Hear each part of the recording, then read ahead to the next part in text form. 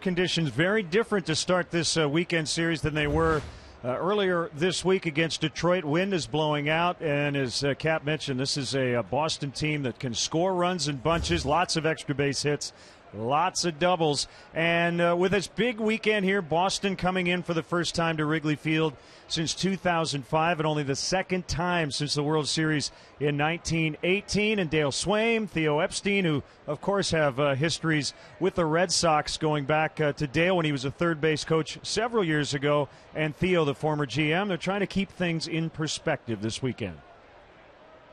Like I said before, it's just, another series, really. Obviously, the fans and everybody know that, the Red Sox are in town. The Red Sox against the Cubs, too.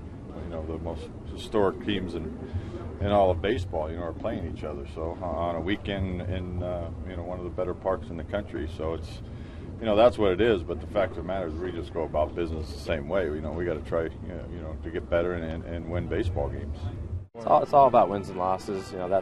That's what matters in this game. But if you dig a little bit deeper, you see a manager and a coaching staff that have set high expectations for the players, and players who are working hard to live up to those expectations. I do think that we're very prepared day in, day out, and we play the game hard day in and day out. So there's a little bit of a talent deficit right now that hopefully we'll address as we move forward. And I like what's being established in the clubhouse, and I think that'll pay dividends down the line.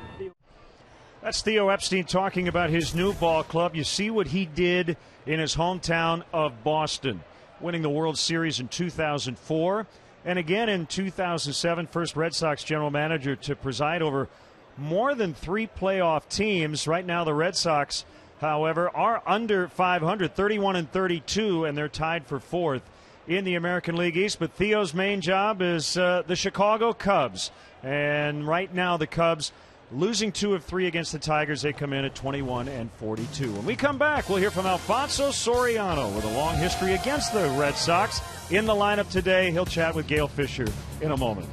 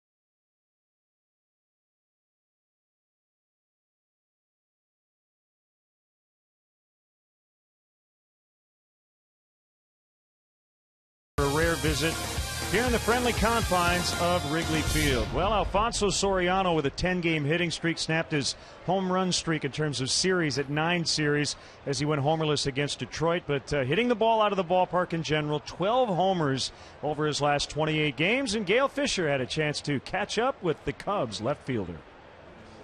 All right, Len and Bob here with Alfonso Soriano. Obviously, you're having such a great streak since May 15 with the home runs, and your hitting has really been coming along. What has been the big difference for you? I think, working hard in the cage and working hard with my mechanic. And I changed my back a little bit, so I think those little things make me a better hitter now. I know that you worked a lot with Rudy Jaramillo, and now that he's gone, you're working with James Rowson. How has that been? I know it's only been a couple of days, but how have you been able to make that adjustment to a new hitting coach? It's too early, but I'm working with him and the spin trainer, and he know my mechanic for a spin trainer, and I think I'm okay with him because he's the new hitting coach, and now we have to make adjustment with him, and happy with him because he look like nice guy, and that's how we want, like nice guy, and they like to work. I think he like to work too, and we're on the same page.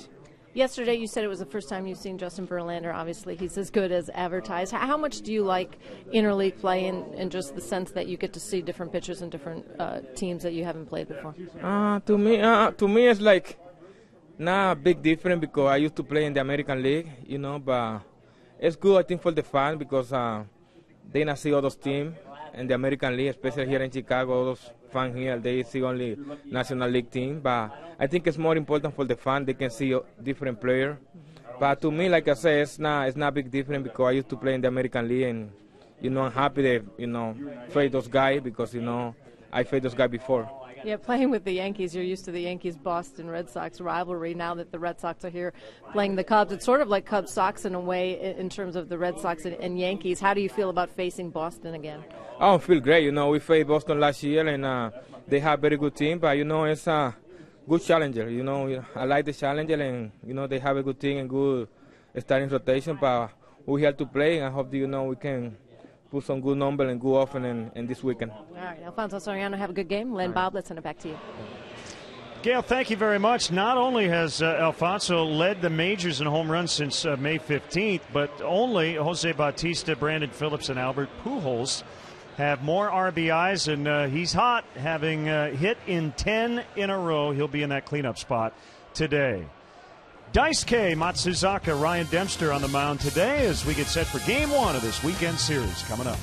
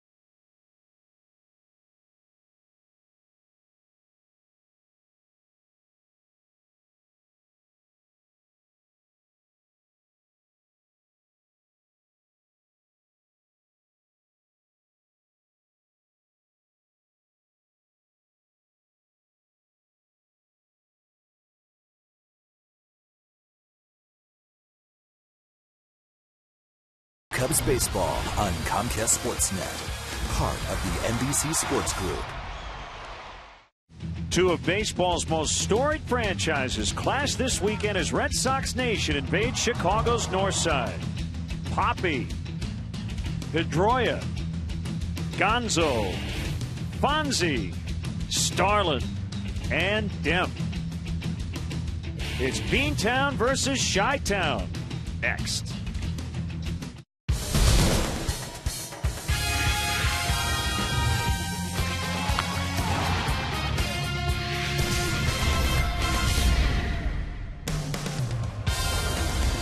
Temperatures heating up on the north side as interleague play continues this weekend. The Boston Red Sox make their way into Wrigley Field for the first time in 7 years and for just the second time since the 1918 World Series. Red Sox and Cubs, game one of a three-game set. Hi again, everyone. Along with Bob Brenly, I'm Len Casper. Wind blowing out. Ryan Dempster's got to keep the ball down today against a very good Boston lineup. But, Bob, the Red Sox are under 500 here in mid-June.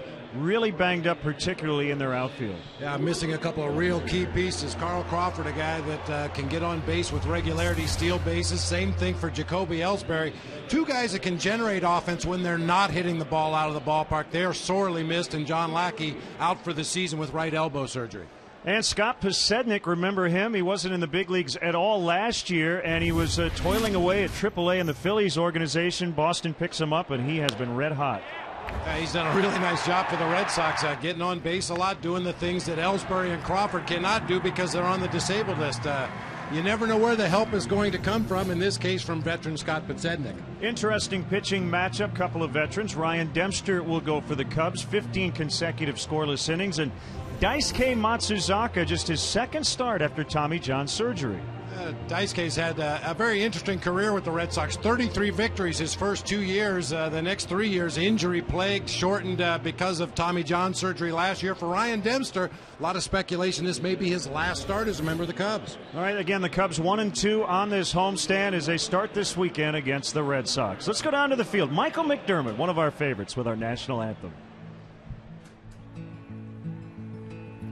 Oh, say, can you see by the dawn's early light what so proudly we hailed at the twilight's last gleaming, whose broad stripes and bright stars through the perilous fight o'er the ramparts we watched were so gallantly streaming, and the rocket's red glare, the bombs bursting in air, it gave proof through the night that our flag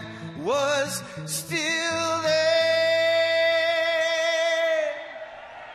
Oh, say, does that star-spangled banner yet wave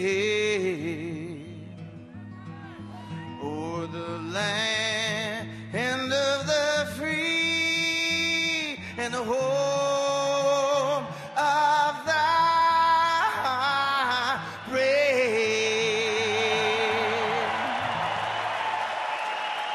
So we're set, Sox and Cubs. First pitch, all the action right around the corner here on Comcast Sportsnet. Stay with us. Sox, Cubs won. Sox are number one.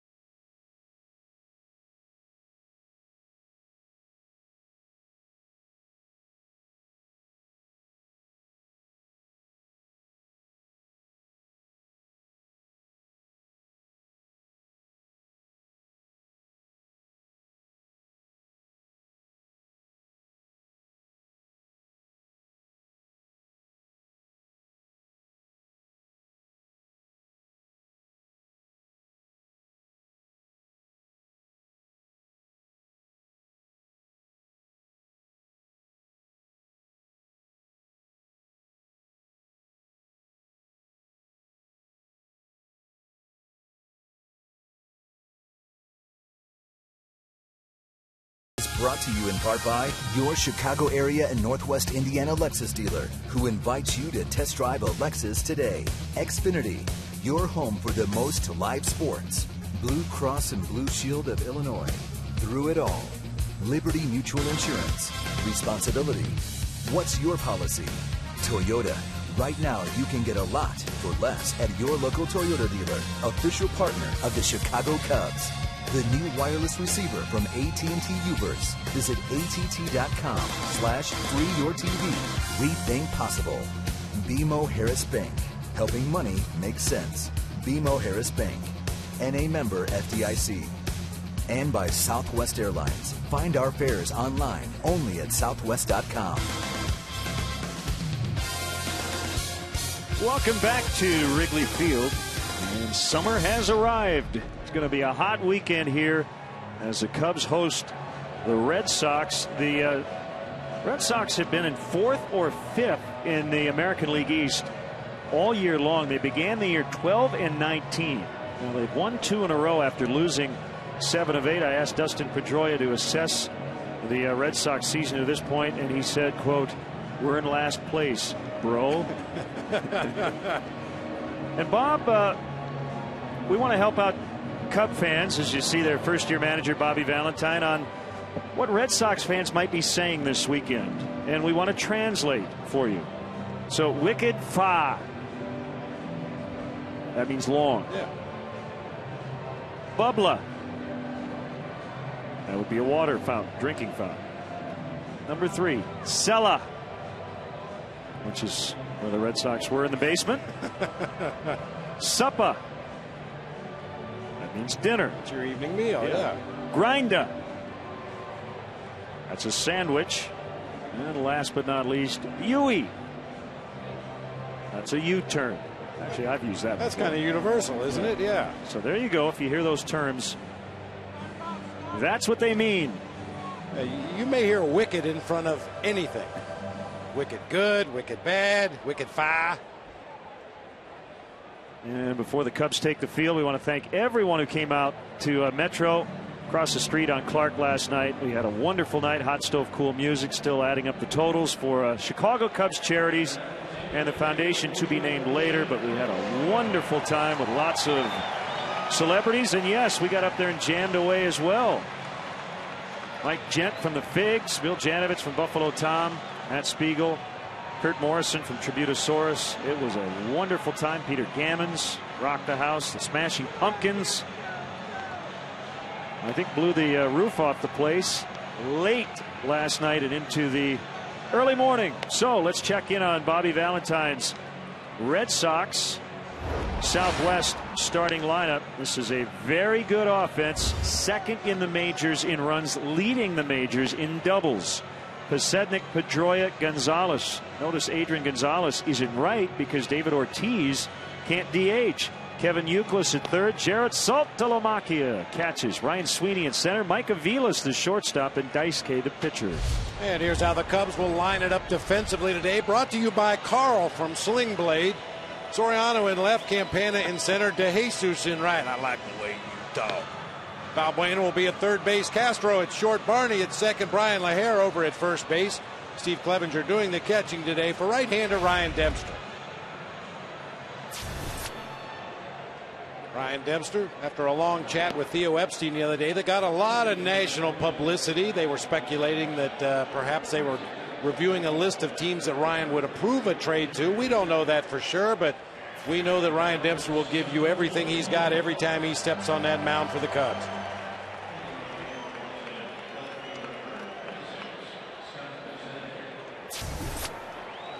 Chad Fairchild, yes, is behind the plate. Well, that's a dated reference. Alfonso Marquez, you got it though. Brian O'Nora and the crew chief Tom Hallion. That's the ticket. On the bases, yes. Here we go. It's Dempster to Pasednik, who has faced Ryan a lot in his career. Going back to his Brewers and White Sox days, 7 for 18 with a home run. Against Dempster, who faces the Red Sox for the first time since 2005 when he got the save. He was the Cubs closer, and he bunts, and Pasednik is on. Got that one past the pitcher, and Barney didn't have a prayer.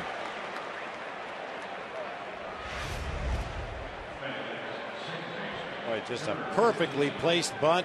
Get it by the pitcher in front of the second baseman. No chance for Bryan LaHair to come over from his position at first base. I think really do Tony Campana a lot of good to watch the Red Sox leadoff hitter in this series. Scott Podsednik has been doing that for years.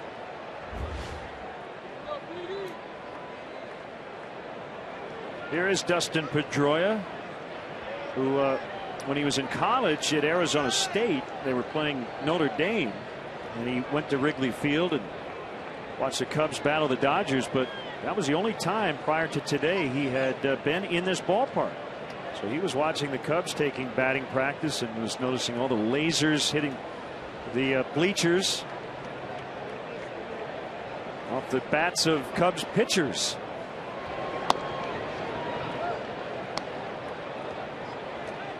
Three-time All-Star, MVP in 08, Rookie of the Year in 07. 2 Gold Gloves. He's led his league in runs twice. He's listed at 5'8", 165 in the Red Sox media guide, but don't let that fool you. This guy takes the swing of a much bigger, stronger man. He likes to hit the ball in the air. He likes to pull the ball. He said, we could pitch better, hit better, field better. He said we've just been inconsistent in every area. There have been stretches during which the Red Sox have played well, but just not enough of those to this point. We mentioned the injuries, especially in the outfield. They've been ravaged.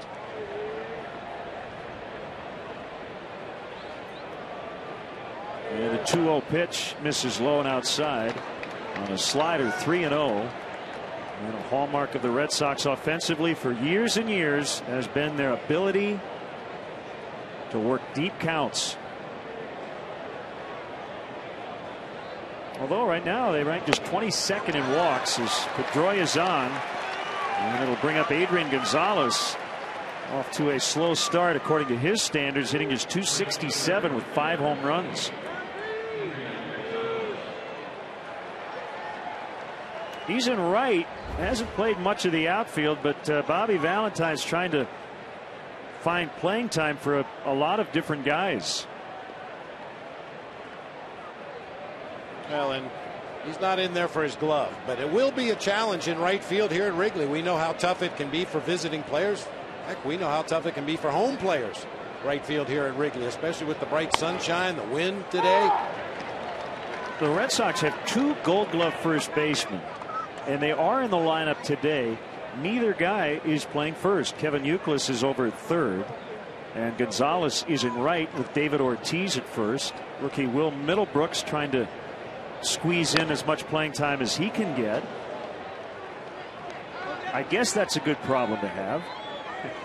It seems so odd. As you mentioned, 2 Gold Glove first basemen, neither one playing first base, and the guy that is playing first base has a cast iron glove. Now David Ortiz will catch balls in the vicinity. He just doesn't have much range. Might be a good idea to bunt that direction today.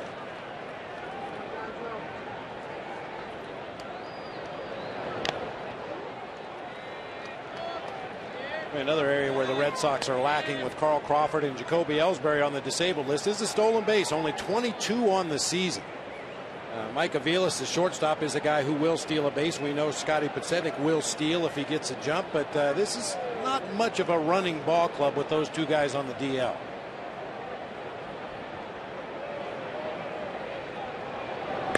Swing and a miss, and a big strikeout for Dempster early in the game for the first out. Looked like the splitter from Ryan Dempster, which serves as a really good straight changeup. He gets Gonzalez way out in front that time. Well, you could see the grip on that ball, the tumbling action. Just enough off speed to get the left-handed hitter out front. Now David Ortiz, 18 homers in 43 games since 2005 as a first baseman. He is the all-time home run and RBI leader at the DH spot. 346 homers, 1,130 RBIs. Overall in his career, he's 7 homers shy of 400.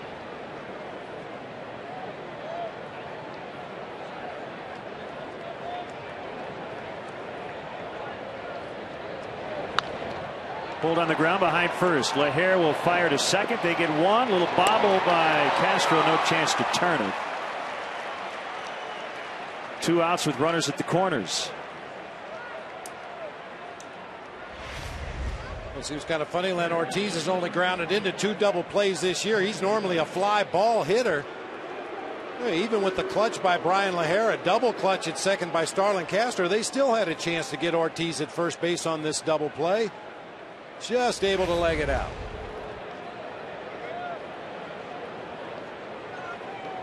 So here is Kevin Youkilis. He was hit by a pitch near the left ribs on Tuesday in Miami. So he sat out Wednesday. Red Sox were off yesterday, and he's back in there. In case you're wondering, he has the Red Sox career record. He's been hit 86 times in his career. One of the more unusual batting stances that you will see. He actually separates his hands on the bat as he points it out toward the pitcher right there. Eventually he will take his grip as the ball is being released. A lot of moving parts to this swing. You talk about thinking outside the box. He does a lot of things that are counterintuitive to good hitting, but they seem to work for him most of the time.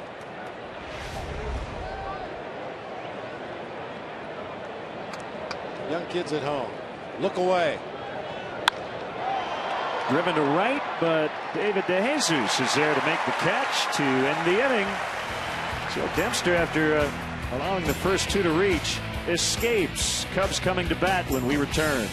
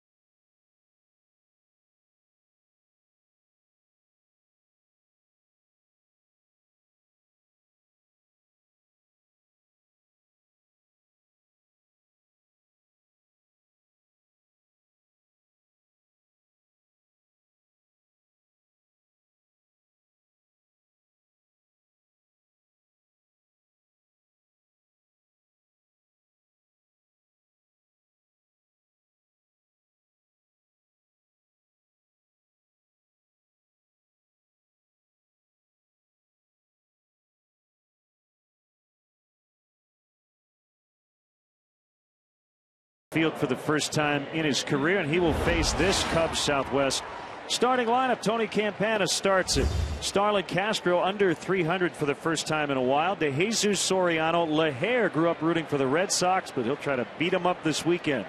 Clevenger catches. Barney at second. Valbuena with his second consecutive start, with Ryan Dempster on the mound.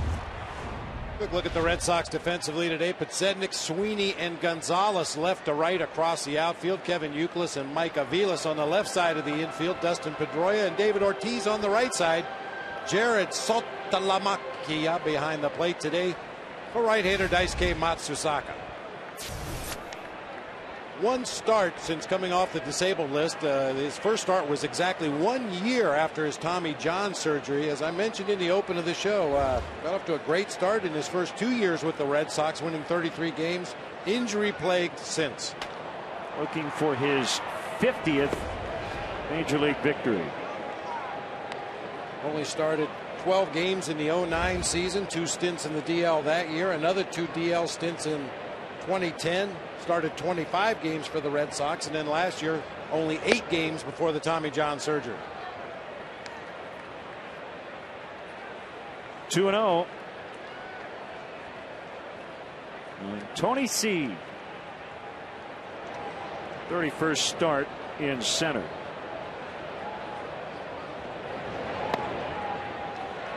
High and away, 3-0.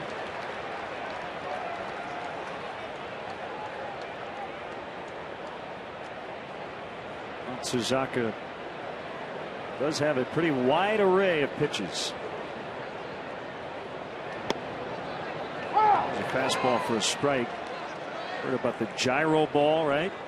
When he came over from Japan before 2007.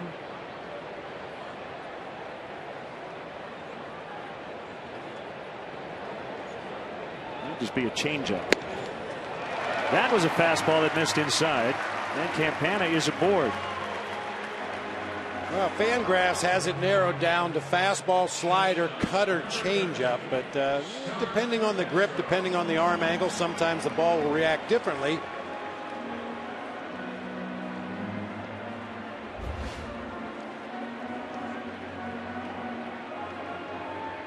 Starlin Castro off to a slow start on this homestand against the Tigers. He went 1 for 14.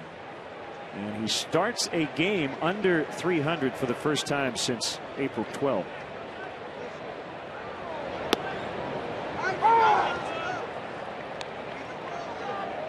Should say for the first time since finishing the game on April 12th at 296.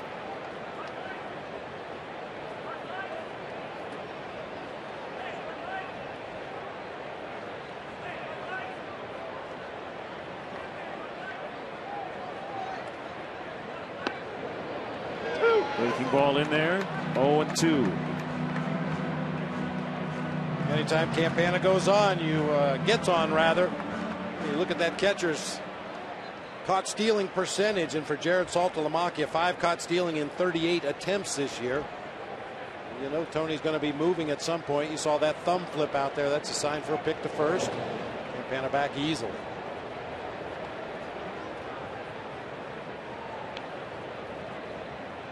Tremendous percentage numbers for Tony Campana.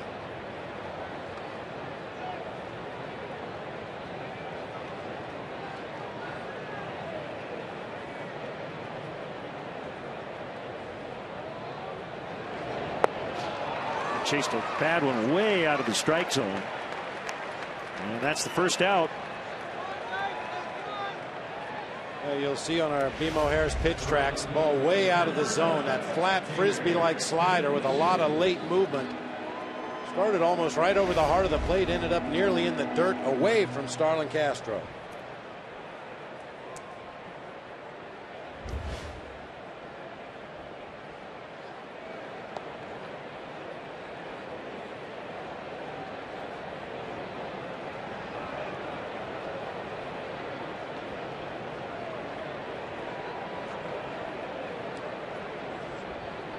Campana takes off, pitches outside. The throw is low and actually hits Tony. And he's got to stay there as it just dribbled away. Major League leading 22nd stolen base. Well, not even a great jump that time by Tony Campana, but a throw by SALTALAMACCHIA very nearly hit Daisuke right in the head. Red Sox catcher obviously didn't have a good grip on that ball. A horrible throw that one hops into Tony Campana's side as he's sliding into the bag.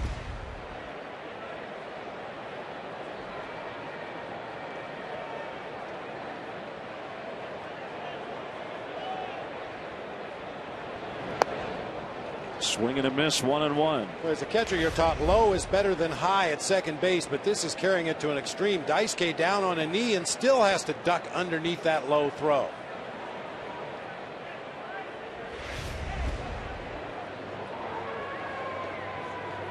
Did you ever hit a pitcher with a throw to second? I wanted to, but no.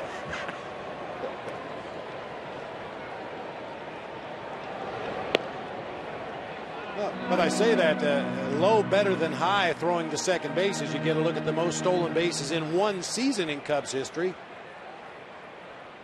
Well, Tony might have to pick up the pace a little bit, but considering he hasn't played a whole lot, he missed the first 2 weeks while he was in the minors.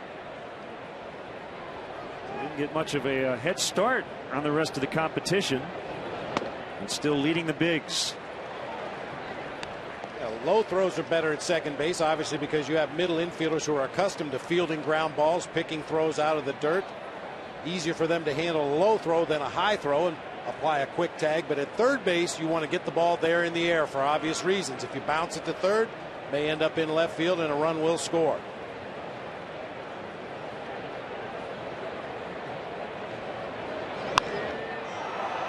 Fly ball out to left. Posednik makes the grab. Campana tagging, but bluffing more than anything else, and a good throw from left. 2 down. Here comes Alfonso Soriano. Thanks to Fonzie for joining Gail Fisher on our pregame show.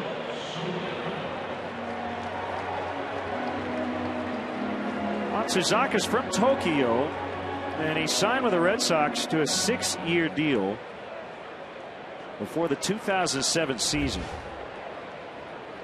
for $52 million. The Red Sox had to win the bidding to just negotiate with him, and they bid $51.1 million to earn that right. So they spent a little over $103 million to get him.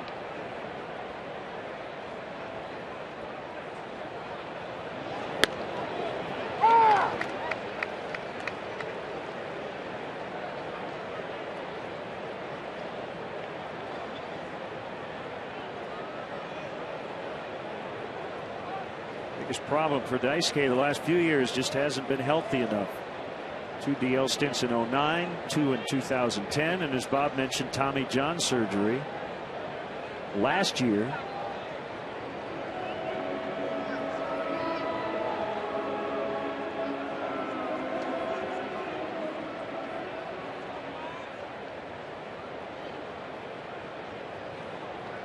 Six feet, 185 pounds, 31 years old. Daisuke Matsuzaka. Way outside, 1 ball, 1 strike.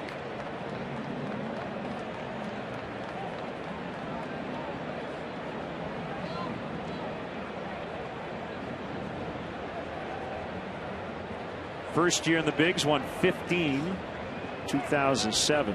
In 08, he went 18-3 with a 290, and that was good for only a 4th place finish in the American League Cy Young voting. Campana takes off for third. Throw there is low. In fact, Euclid never did get anywhere near the bag.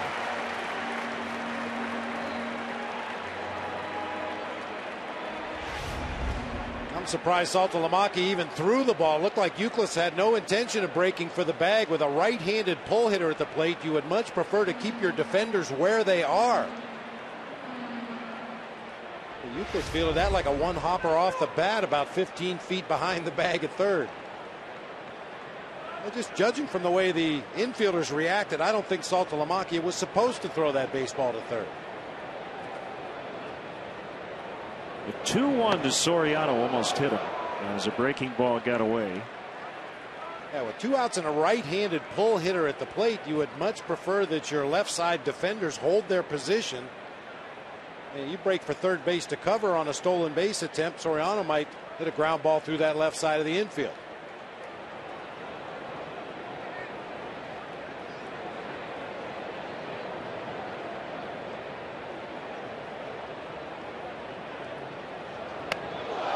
Way up and in. That time was a fastball, and he's walked 2 in the inning.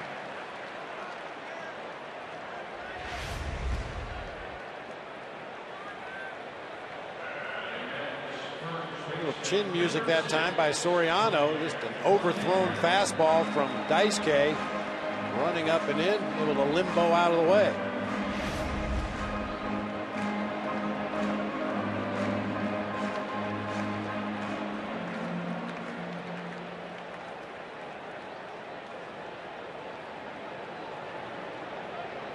Only 1 walk in 5 innings pitched in his first outing this season off the disabled list, but Daisuke will walk his share of batters, will work a lot of deep counts.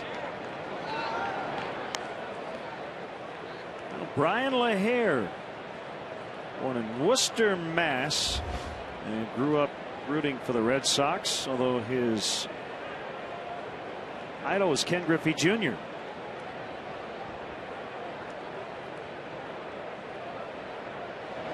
Sorry, that's Worcester. Yeah. W-O-O-S-T-A-H. And Junior. He's wicked good.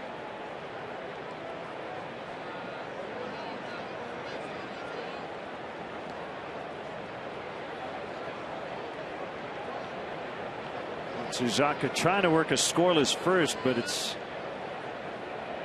going to be a 20-plus inning in terms of the pitch count. Here's number 21. Foul tipped into the mitt. 1-2. Well, that's a pitch that Bryan LaHair has got to lay off of. That fastball up there above the top of the zone. He's been swinging at a lot of those lately. A very tempting pitch, but not his strength. He's a good low ball hitter from the middle of the thighs down, especially out over the plate. Opposing teams for a while were getting him to chase breaking balls. Now he's chasing high fastballs.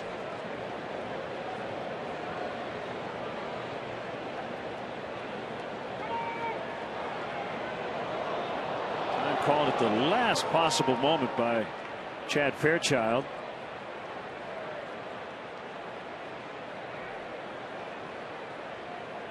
By the way, we started with an east wind at 8 miles an hour today. Wind shifting a little bit after batting practice. Right now blowing almost directly from right to left.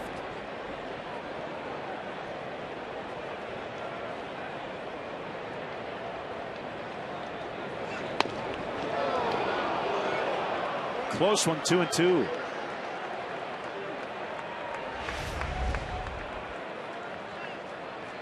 Wow. Very close. I don't know how you can take that one with 2 strikes, but Bryan LaHair gets new life here with the 2-2 count. Chance to do some damage.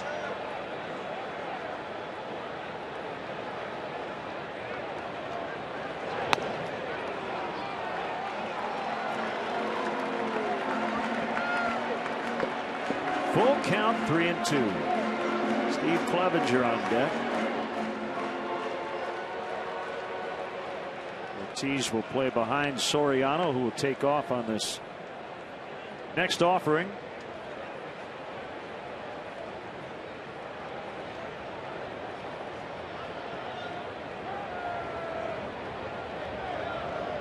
And the 3-2 is fouled away into the upper deck.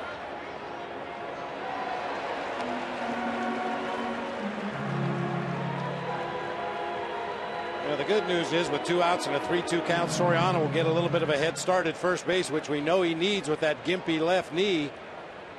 Bad news is Bryan LaHair fouled off the first 3-2 pitch, and Soriano had to go back to first base, and we'll do it all over again.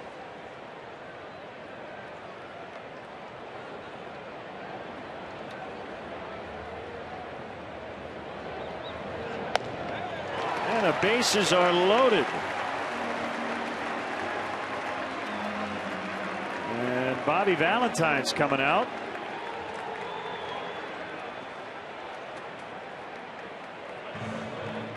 You knew it wouldn't take Bobby long to get on television. Their pitching coach is Bob McClure.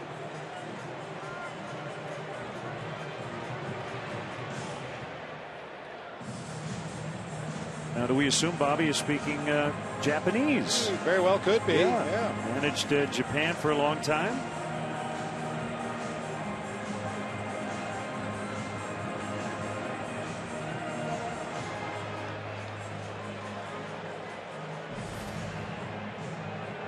An early look at our AT&T UVerse multi-view. Comes with 3 base runners, all on walks. That's a good sign.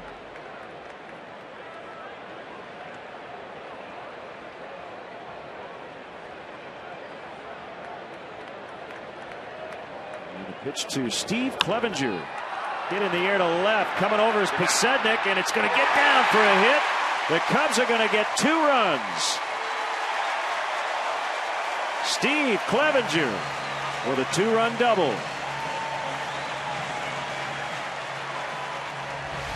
And they're going to give him a single and say he went to second on the throw to third. Little cue shot in front of Scotty Podsednik, who's playing extremely deep out there in left field. I think maybe the Red Sox outfielders were influenced by what they saw in batting practice today. Bryan LaHair in just ahead of the tag. Had the Red Sox tagged him out at third base, Soriano's run would not have counted.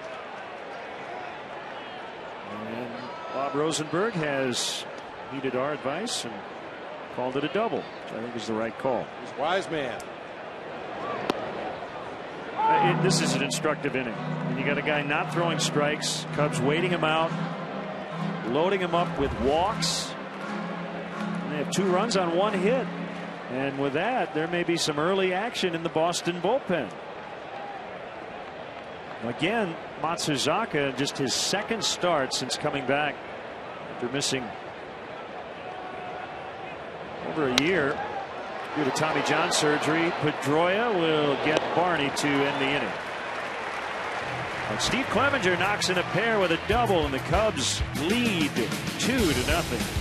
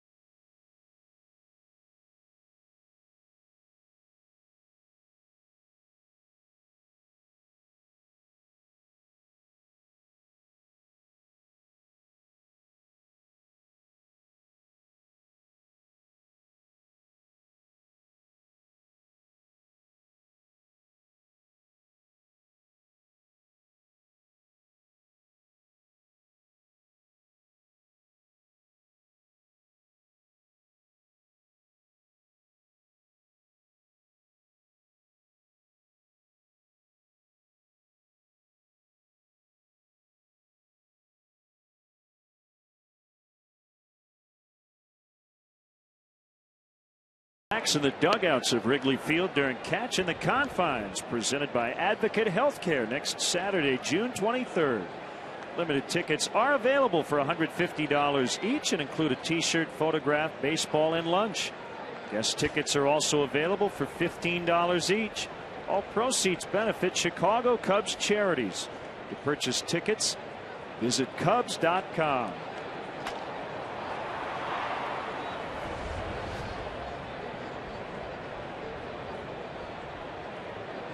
Ryan Dempster with a 2-0 lead.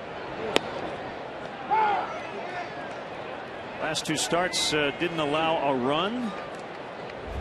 Got out of a jam in the first inning here today. Cubs went 2-8 on their last road trip. He had both wins. JARROD SALTALAMACCHIA, switch hitting catcher. Yeah, were it not for Ryan Dempster, we'd have come home empty-handed from that last road trip. You mentioned 15 innings pitched combined between Milwaukee and Minnesota. Gave up only 7 hits, struck out 9, walked 1 batter, did not allow a run. He was tremendous. Maybe the worm is turning in terms of run support for him. When he left those starts, Cubs were up 5-0 and 6-0, and they gave him 2 first-inning tallies again today. In on the hands and popped into center field. Tony Campana makes a catch.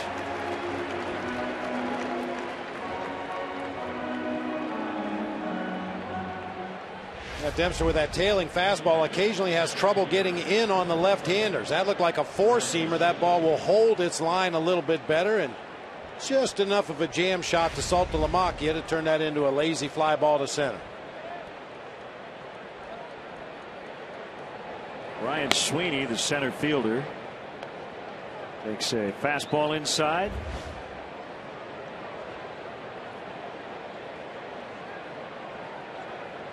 acquired from Oakland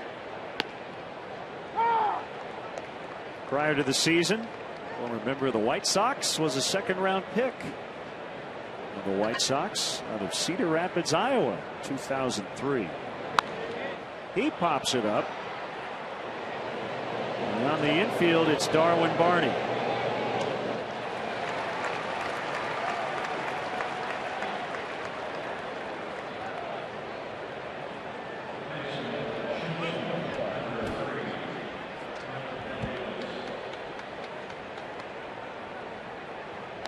Here's the shortstop, Mike AVILES, hitting 8.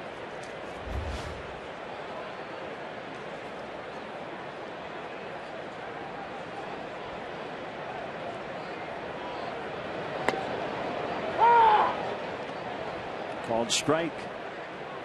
Now, AVILES has spent 34 games as the leadoff hitter for the Red Sox, hiding down there in that 8th spot today. He lines one into center. They get MATSUZAKA to the dish with 2 outs.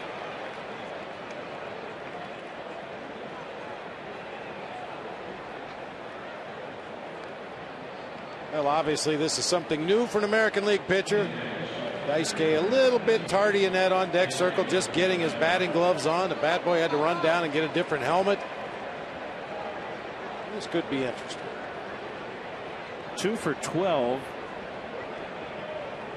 With both hits being singles and coming in 2010.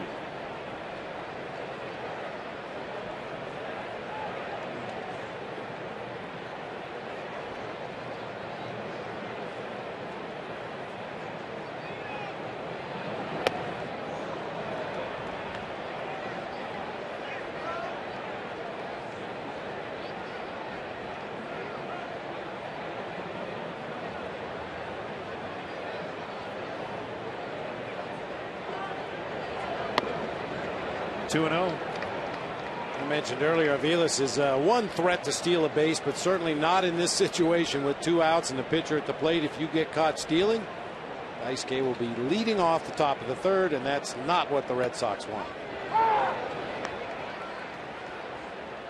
One was on the inside corner, 2-1.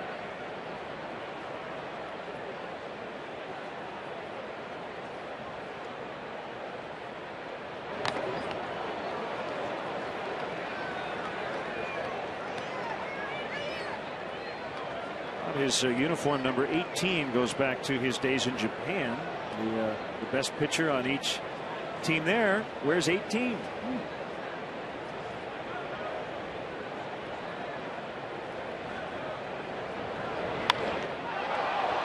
Fly ball out toward Campana, who went in, now has to backpedal, and that'll be the inning. 2 outs, single, no runs. After an inning and a half, the Cubs lead 2-0.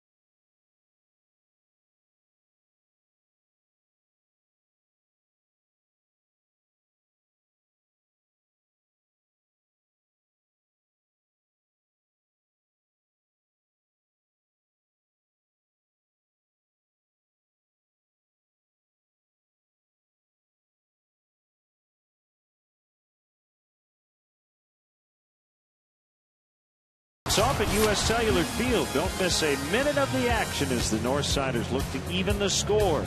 Expanded coverage begins at 5 with Chicago Tribune live from the ballpark. The best coverage of the BP Crosstown Cup is on Comcast Sportsnet.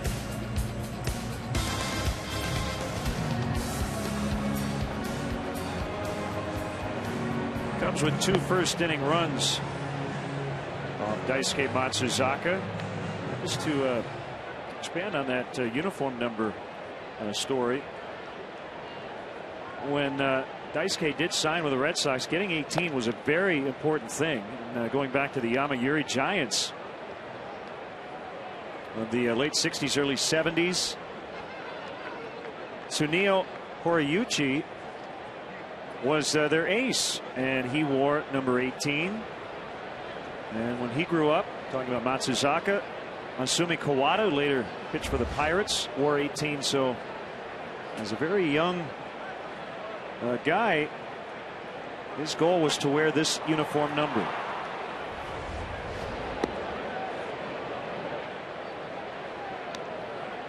And when you spend over $100 million to bring the guy into your organization, giving him the number he wants seems like a very small thing to do. I would agree. Johnny Damon wore it before Daisuke. 2-0 the count on Luis Valbuena. Made his Cup debut yesterday against Justin Verlander, and in the lineup again today. 3 for 9 in his career against Matsuzaka. Valbuena may see a lot of playing time. Ian Stewart on the DL. Valbuena, left-handed hitter. SALTALAMACCHIA will not have a play. We had a couple nice defensive plays down at third base, initiating a couple of double plays, one on a bobble. Couldn't find the handle initially, but got rid of it quickly after that to second base. Darwin Barney was able to turn it over.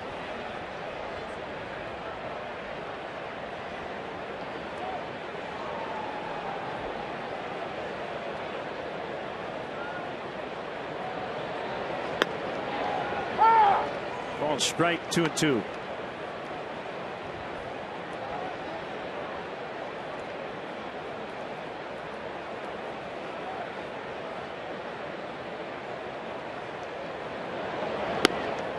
Way inside, almost hit him. I tell you, Daisuke really plays fast and loose with the rules regarding his windup. He nearly comes to a complete stop. And if you come to a complete stop and then continue, that's an illegal pitch. Very close as he gets the hands up over his head. There's just a slight delay, but he keeps his body moving just enough to make it a legal pitch. That rock back and forth on the rubber with the right foot, that makes it legal.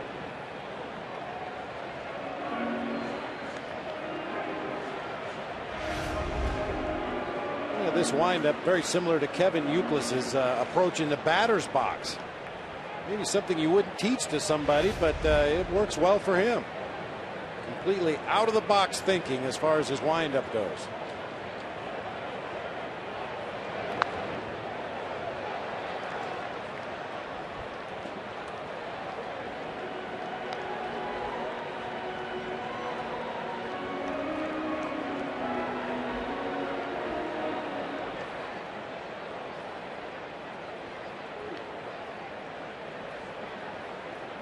Pitcher Ryan Dempster on deck.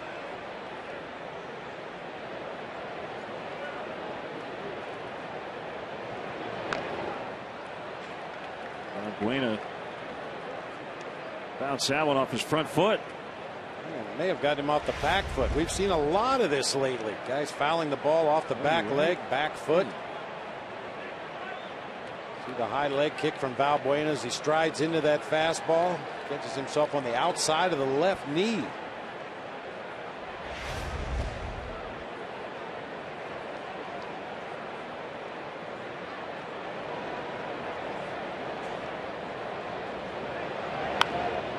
They're foul.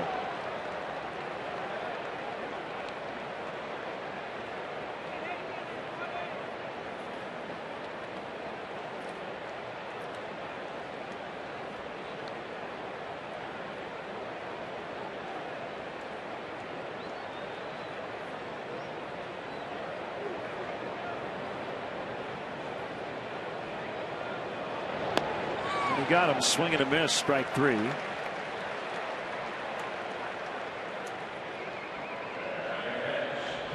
Good battling at bat that time by Valbuena. Ultimately, DAISUKE finishes him off with that slider. BMO Harris pitch track shows the 81-mile-per-hour pitch in the strike zone. Valbuena just a little late.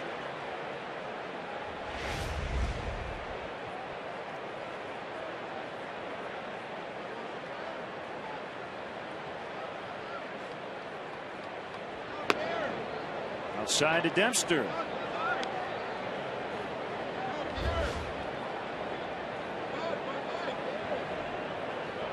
From 1999 to 2006, Daisuke pitched for the Cebu Lions of Japan's Pacific League. Slicing fly ball. Adrian Gonzalez can't get it, gets by him.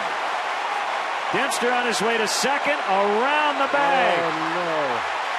And he's in at third, standing with a triple.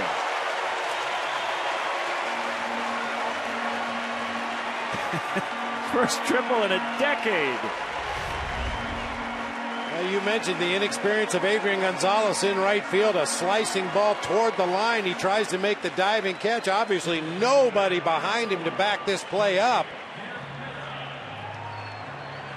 Ryan Dempster not accustomed to the extra base hit, kind of watching the flight of that ball, realizes it's going to be fair, and man, once it got past Gonzalez, he really turned on the jets. Rounds the bag at second. The reason I said, oh no, a good relay throw, and they would have had Ryan Dempster at third base by about 30 feet. But to compound his first mistake in right field, Adrian Gonzalez overthrew the cutoff man.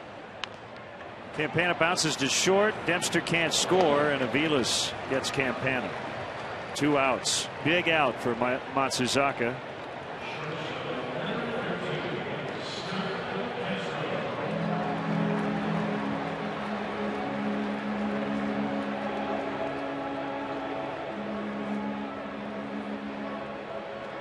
You know, Len, it seems like every Tony Campana at bat, I'm advocating a bunt, but that's another situation to me for a guy with his kind of speed that screams out for a bunt for a base hit attempt, even with the infield drawn in. The defenders naturally are going to have to pay attention to the runner at third and what he's doing, and that slight delay may give Tony a chance to beat it out for an infield hit. Or if they get the out at first and it's a perfect bunt, Dempster may be able to come home and score a run on a safety squeeze. Yeah, you make them have to make a choice. Yeah.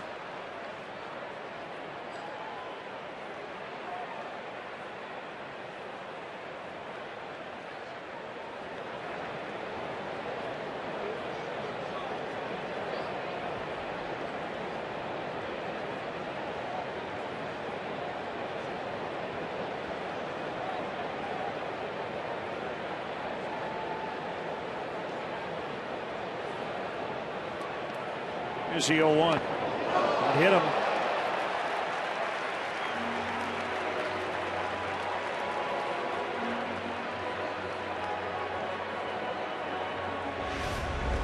Well, Matsuzaka sailed one up underneath the chin of Alfonso Soriano earlier in the game. This one just catches Starlin on the outside of the left elbow and then gets a big part of his own catcher back there behind the plate. This always happens. So sure, Matsuzaka is really trying to pitch inside. It just doesn't look like he has good command. I just don't think he's fine yet with his command. You mentioned he's only had 1 start since coming off the disabled list, and his last rehabilitation start was only an inning and a third, so he's a little rusty.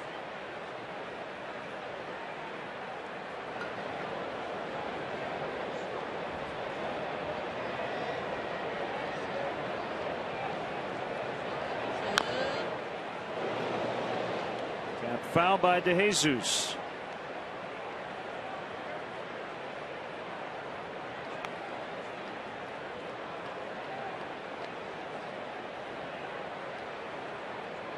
Matsuzaka directly from high school to pitch for Cebu back in 1999. And he led the Pacific League with 16 wins.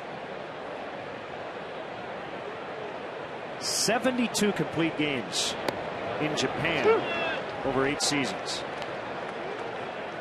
18 shutouts.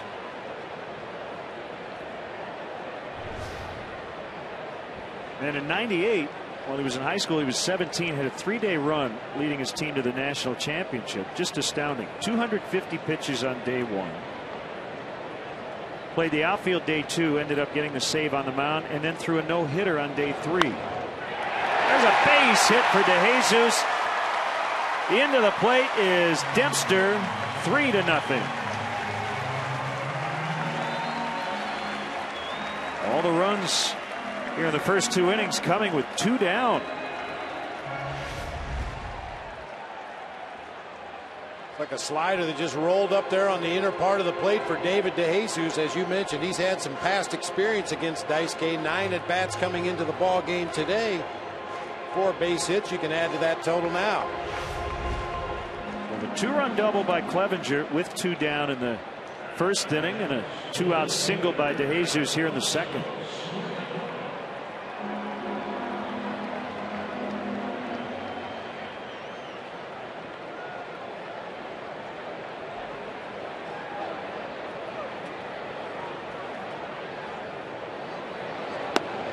Well, yesterday the Cubs faced arguably the best starter in the game, and say for 1 inning in which they scored a couple of runs, they really didn't have many opportunities. Today they're facing a guy who is clearly rusty, struggling with his command. They have 3 early on, and they'd like to really pile on as much as they can against a Boston team that can score runs in bunches. The Cubs offensively kind of turning the tables on the Red Sox, if you will, with those 3 walks in the first inning. 2 of them came around to score.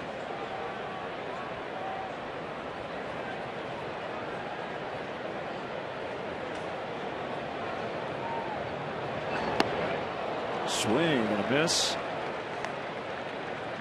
1-2.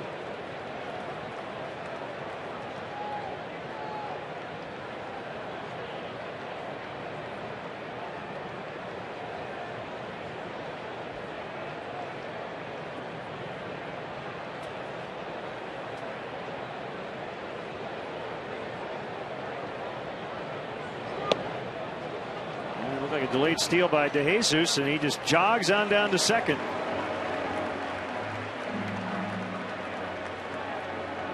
That's one of those plays designed to possibly steal a run. David DeJesus is kind of jogging toward second base, looking back toward home, even slowed up as he got near second base, trying to draw the throw, but Red Sox weren't biting, and now Soriano will have an opportunity to drive home 2 with a base hit. 3 steals for the Cubs here early on.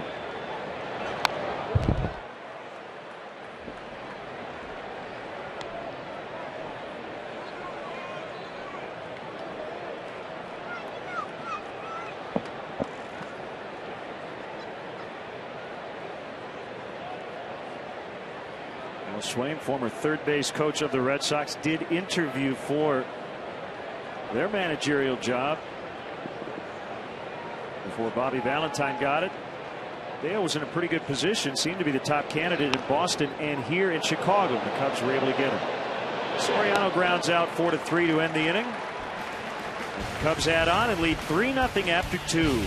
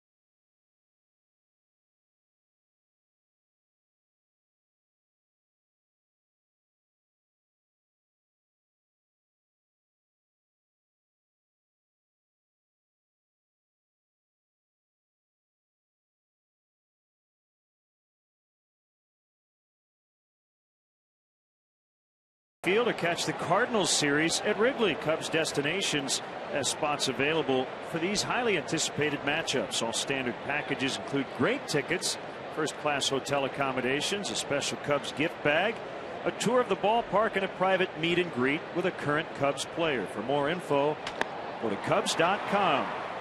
We get into the third inning. Ryan Dempster and the Cubs leading the Red Sox 3-0. And always great to see Michael Milken, the founder and chairman of the Prostate Cancer Foundation. It's Father's Day coming up on Sunday, so happy Father's Day to all the dads. We will not have the broadcast on Sunday. Michael, welcome back to Wrigley Field. How are you, sir? It's always an honor to be here, home of the great Chicago Cubs, and be with the two of you and increase the awareness for prostate cancer.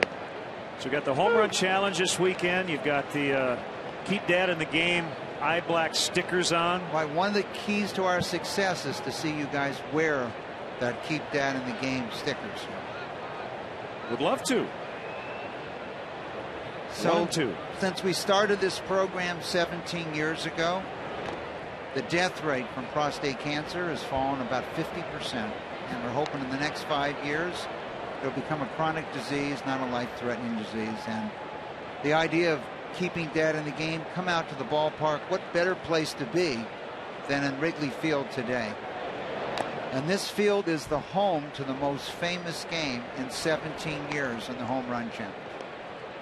It was the year that the Yankees came in here for the first time and played since Babe Ruth pointed out to right field. 03, correct? 2003? That's correct. And Clemens was going for his 300th. And you had playing for the Cubs that year a young man named Karros, who had been traded here, who's the greatest home run hitter in the history of the Home Run Challenge. 1 out of every 2 games. And we arrived here at the stadium with Tommy Lasorda, and I noticed that Karros is in a dugout. We would quickly run out and tell Dusty Baker, who was the manager, get him out on the field. This guy's going to hit a home run. Sednick bounces to Barney. 1 away. And he tells us, I'm the manager. He's right-handed. Clemens is right-handed. We're starting Choi. Clemens is up 1-0. If you remember that game, Clemens is well on his way to his 300th victory. All of a sudden, that pop-up, catcher catches that ball. Choi's there, brings his elbow down, knocks out Choi. If you remember from right field, the ambulance comes out, picks him up, and out of the dugout comes Karros. The next inning, hits a home run. Clemens doesn't get his 300th. The Cubs win. And we raise $100,000 that day for prostate cancer research. We've raised $40 million from home runs. Very nice. And today, every home run counts as $16,000. 100% goes to prostate cancer research. And the original idea, as you know, Bob, was to just come out and with your dad, your father, your grandfather, your uncle, your friend, your coworker, and remind them to get tested for prostate cancer. And the awareness, this is the #1 awareness program for prostate cancer in the entire world. Pedrola with a rainbow out to DeJesus. And let me add, Michael, recently getting into my 40s, did have the prostate exam. It's very quick. I would say it's painless, but it takes 5 seconds. And you get a clean bill of health, and then you come back a year later, right? That is correct. And with the money we've raised, there's going to be a new simple DNA urine test available later this year, more accurate.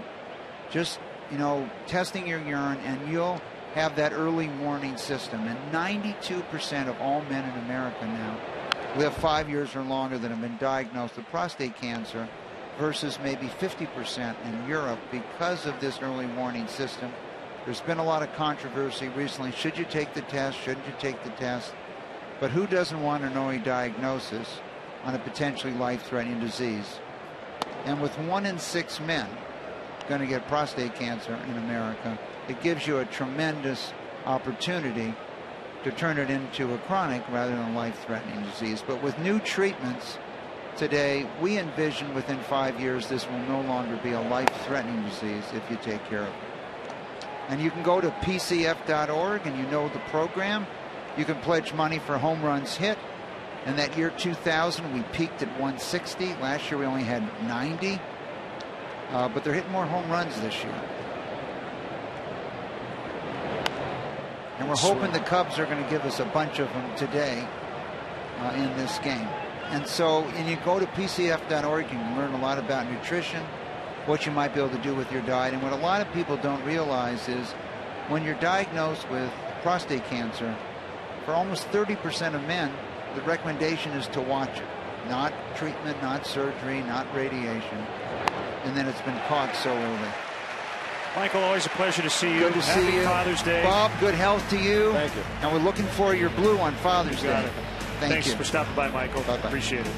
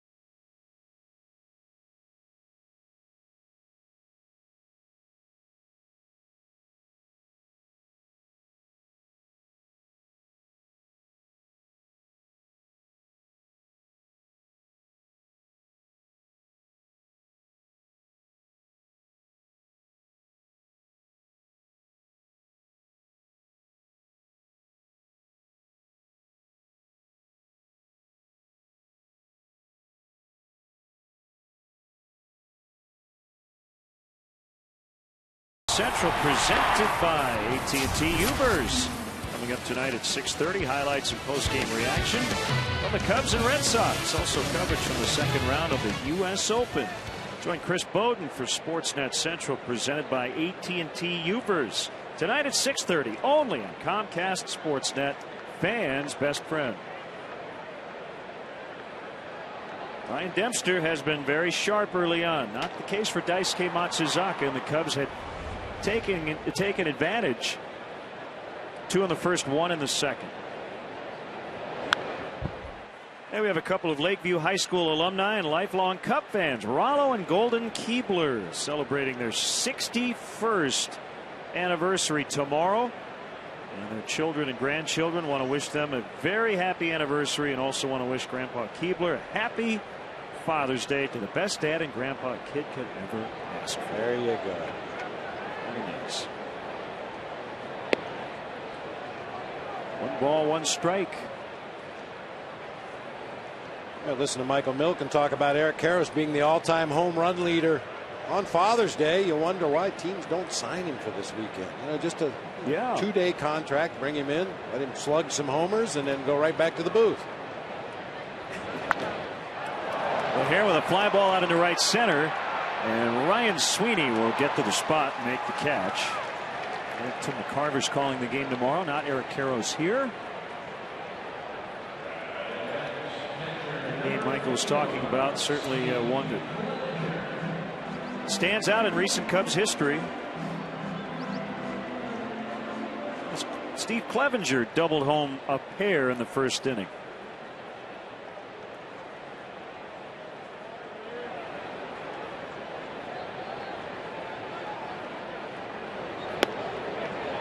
So this all-time interleague series tied at 3-3. Cubs winning 2 of 3 here in 05, dropping 2 of 3 at Fenway last year. It's the Cubs' first visit to Fenway since the 1918 World Series.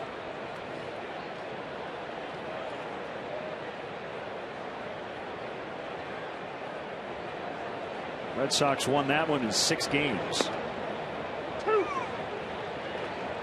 Games in Chicago were played at Comiskey Park because it held more people than the then named Weedman Park, later to be named Wrigley Field.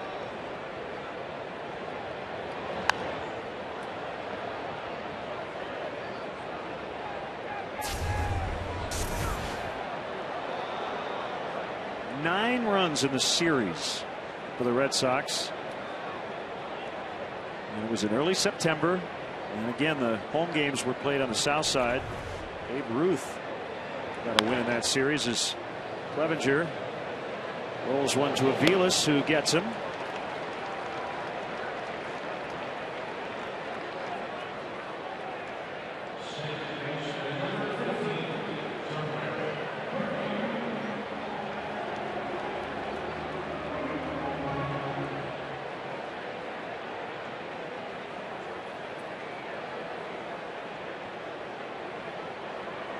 The one thing about a team like the Red Sox coming here, once they get to the ballpark, everything is generally unfamiliar to most of their guys. But I think they stay at the same team hotel when they play the White Sox. So coming to Chicago is no big deal. I mean, they all love coming here. It's long been ranked as one of the best road cities in the major leagues. As Barney will fly out to Pasednik to end the inning. But we get on Lakeshore Drive and head north from the hotel when we come here. 3-0 Cubs after 3.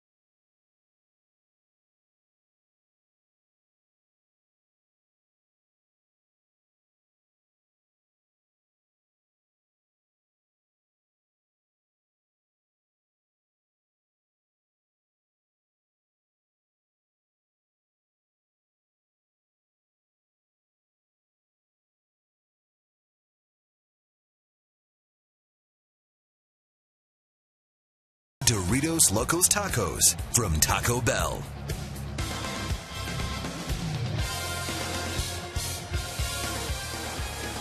Three 0 Cubs. And Dempster will face Ortiz, Euclid, and Saltalamacchia. Big Papi takes a strike. Put on the pull shift against him on the infield, which means the shortstop and second baseman are in the outfield. Big Papi's not as big as he used to be. He's slimmed down considerably from past seasons. Grounds one almost right to Castro, drops it, and the throw not in time. I don't know if they hit the lip of the grass or not, but it did hit the grass before it got to him. He will be charged with an error. Sounded like Big Papi broke his bat, hitting that ball right over the mound. You see Castro was in a good position. You got it exactly right, Len. That ball hit right on the lip of the outfield grass, took a bad hop up into the midsection, Doesn't he need to charge that ball maybe next time? Yeah, I mean, whether you're playing in a shift position or your normal position, you always want to get that good hop. And it seemed like he could have come in a step or two and fielded that ball cleanly on the bounce before the one that hit the grass.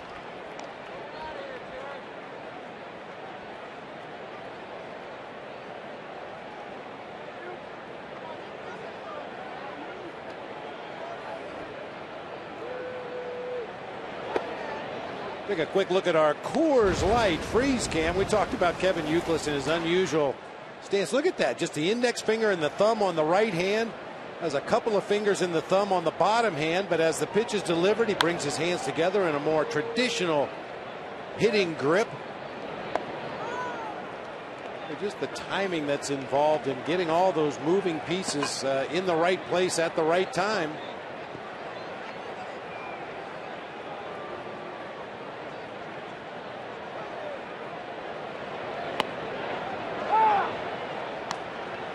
Three and one. Well, it has worked for him. Yep. Can't argue with the result. A lot of trade rumors out there about Kevin Youkilis, although the general manager of the Red Sox, Ben Sherrington, has said there's nothing to it at the moment. Final year of his contract that is guaranteed. 3-2.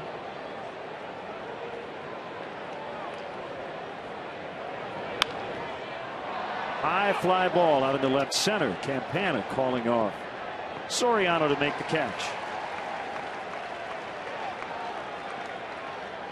Check out the new Audi Legends Suite on the new Bean Investment Suite level. Watch the game with a former Cub and listen to classic stories about life as a Cub. With a luxury food and beverage package and a unique gift for each guest, the Audi Legends Suite is the most exclusive way to watch a Cubs game. For more info, visit Cubs.com/suites.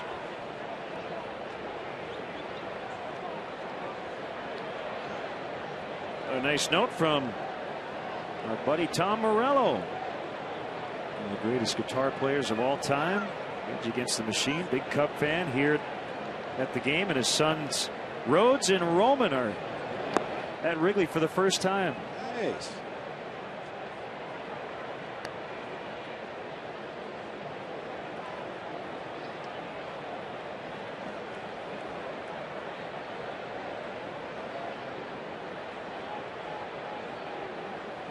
Saltalamacchia, switch hitter.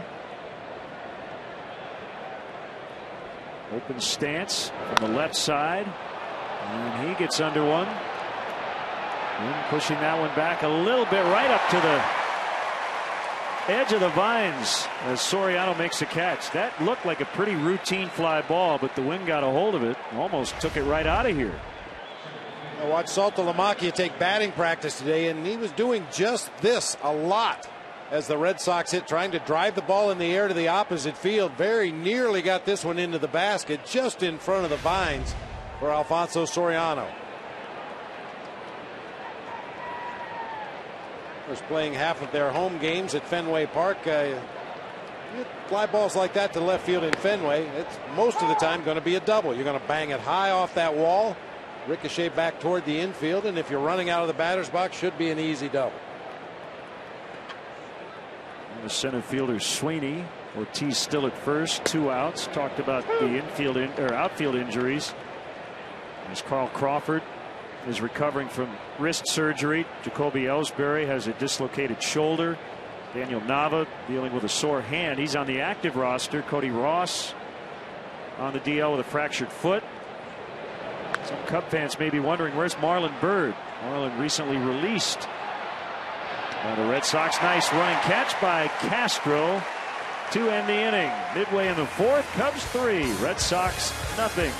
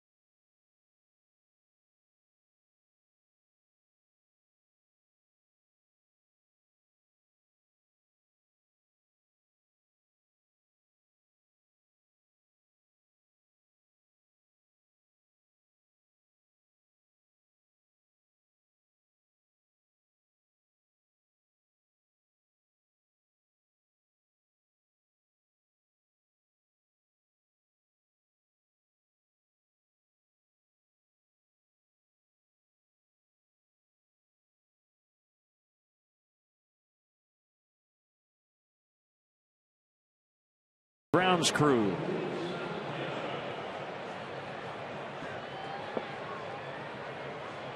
We call him Double Duty Rick. He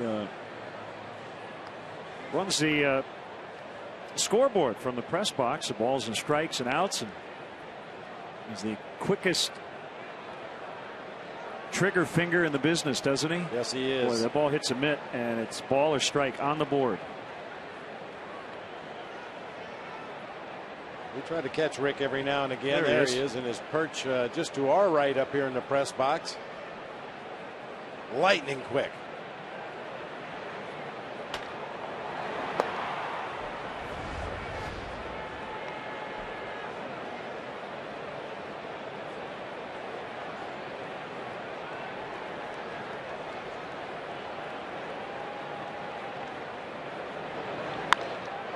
Luis Valbuena lines to Sweeney.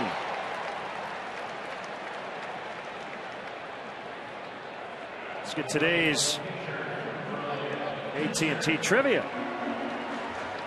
Who holds a Red Sox all-time record in runs, hits, doubles, RBIs, extra base hits, and total bases?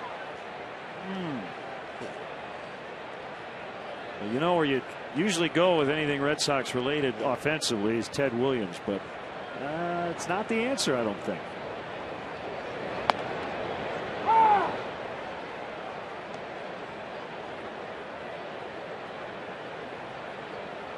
Hey, Yaz is always another good avenue to go down when you're talking about offense and Red Sox. Ryan Dempster swinging the bat today. He's tripled and now singled.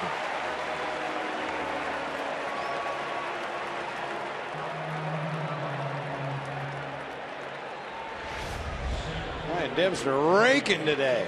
Just a middle of the plate fastball at 88 miles per hour, and he's all over it. Hit that like he knew it was coming.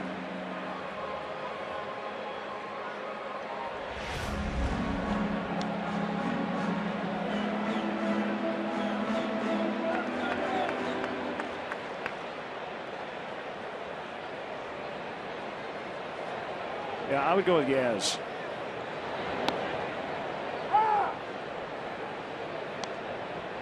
And here's why.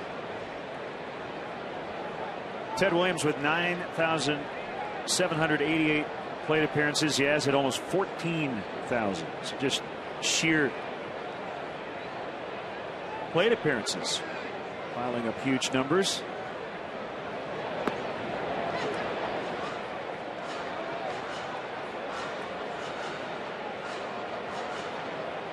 "23 years with the Red Sox, Carl Yastrzemski. 3,419 hits, 452 home runs. 1-2 to Campana.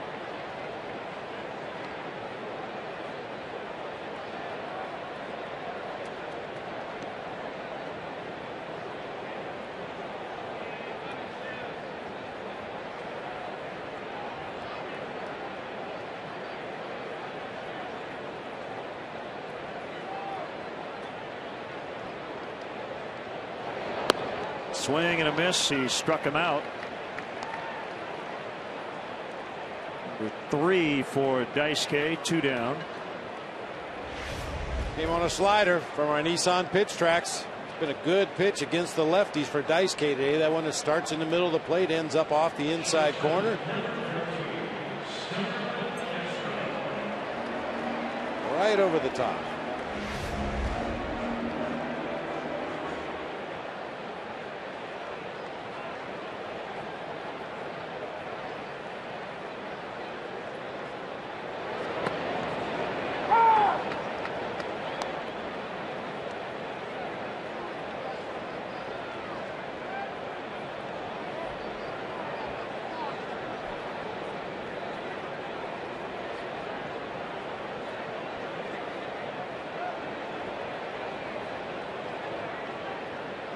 Long pause by Matsuzaka.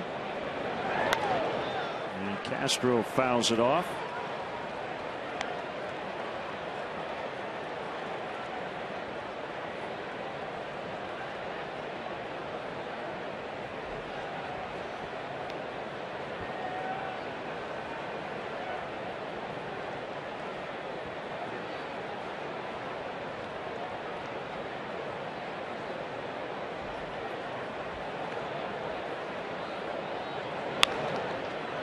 ball to third, and Youkilis will throw to second, where Pedrola was standing by.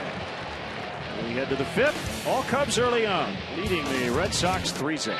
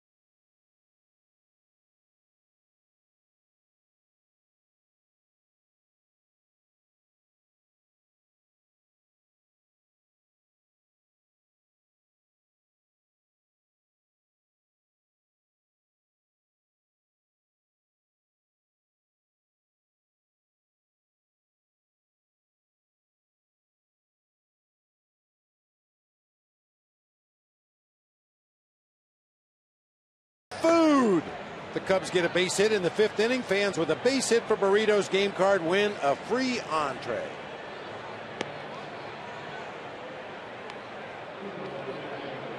And Dempster back to work on the mound.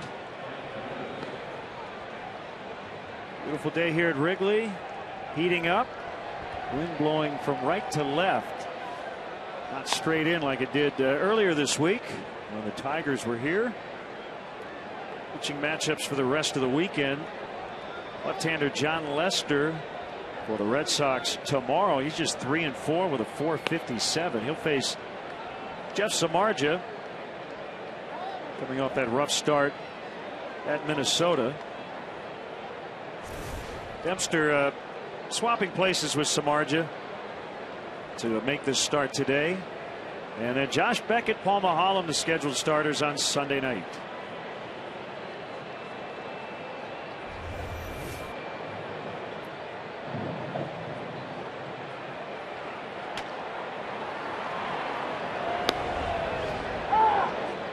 Strike, and Mike Aviles.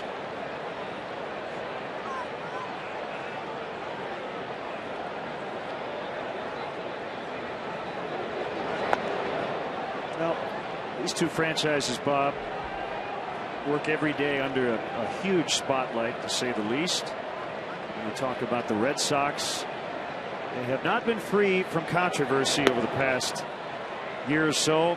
Had the huge collapse last September, which cost them the American League wild card. Went 7-20 in September.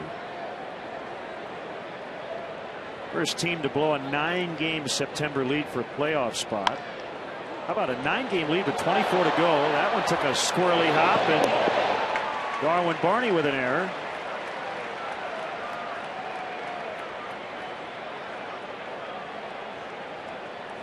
For the second time in the ball game, this shift worked in the respect that they got the guy to hit the ball where they wanted to, but the Cubs defensively not able to make the play.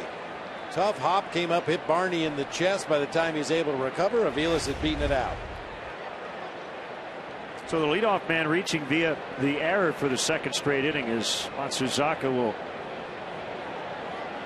try to get down a bunt, and he takes a strike. So with the collapse last September, the Theo Epstein, Terry Francona era, and Boston came to an end. 2 World Series championships, 04-07.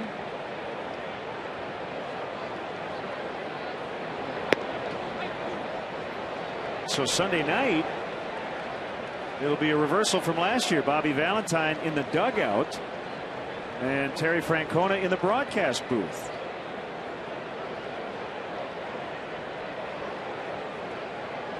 There were some stories in the aftermath about some clubhouse issues. Runner goes, throw to second, not in time. We'll see if Matsuzaka will try to move him to third. 1-2 the count. I mentioned Aviles, one of the sources of speed. 7 stolen bases and 11 attempts coming into play today. Got a great jump on Ryan Dempster. Cubs more concerned with DAISUKE's bunt attempt than they were Aviles' lead over there at first base. Cubs cornerman in, guarding against that possible bunt. He squares, and he bunts it foul. That's a strikeout. So this year they get off to a 12-19 start with a new GM and a new manager. Bobby V was being booed at Fenway Park. There were some seemingly critical comments made by Valentine regarding Kevin Youkilis and his physical and emotional investment early on this season, and Bobby had to apologize for it and clarify those remarks. Dustin Pedrola expressed support for Youkilis and some dismay at his manager's comments. You had the Josh Beckett playing golf controversy after missing a start due to lat stiffness. So one thing you know about the Red Sox, which you can say about the Cubs, no matter how they're playing, it's never boring. Never boring. And don't think that anything's going to go under the radar. All you have to do is look in the press box to my right. Good play by Dempster. And got him. As it looked like Aviles went out of the runner's lane. And they were able to keep Petsetnik at first.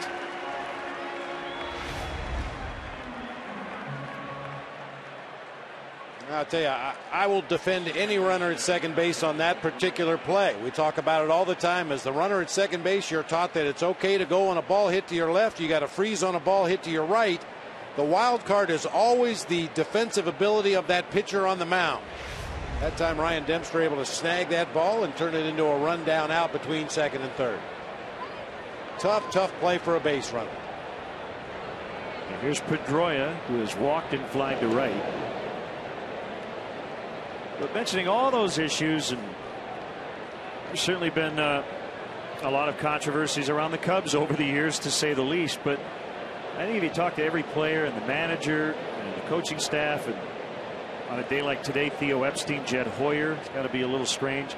Once the game starts, that's what it's all about. That's when everybody involved is at their most comfortable. You don't have to read headlines, answer questions, etc.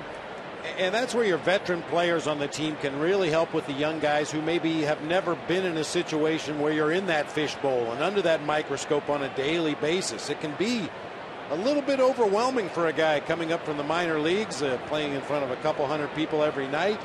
All of a sudden, there you are at Yankee Stadium or Fenway Park or Wrigley Field, and seeing your name in the paper and blasted all over the radios and televisions. And the veteran guys who have been through it and experienced it and know what it's all about can really smooth out some of the bumps for the younger players.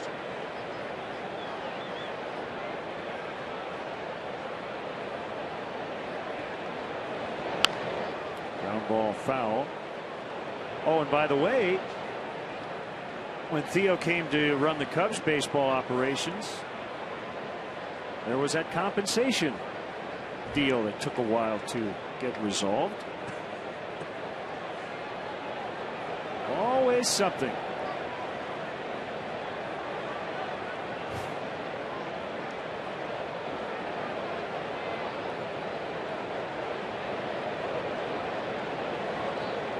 One pause by Dempster. Petsetnik takes off. Pedrola takes a pitch low and outside. Safe at second. The collision there. And they have 2 steals in the inning. Not getting much done at the bat against Ryan Dempster, so Bobby Valentine sending his base stealers. Good throw by Clevenger, right on the money. I'll tell you, Darwin Barney hangs in there as tough as any second baseman in the league. Tries to get that quick tag down on the foot of Petsetnik. Looked like he got on the bag before the tag was applied, but Petsetnik blasting right through the base, took Barney's feet out from under it. Meanwhile, 2-1 on Pedrola. One of the Tigers, I believe, was Delman Young. went in hard at second base in that Tigers series, and got a big piece of Darwin Barney out there, cleated him up near the right forearm.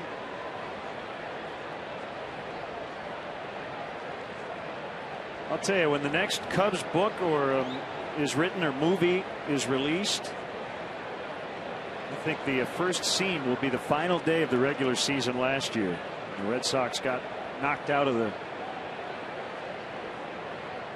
playoff competition in the American League because it set off a chain of events that nobody could have predicted. Driven to deep right. DeJesus makes a catch on the move. Tosses a ball into the bleachers. And the Red Sox fail to score for the 5th consecutive inning to start the game. Dempster cruising along.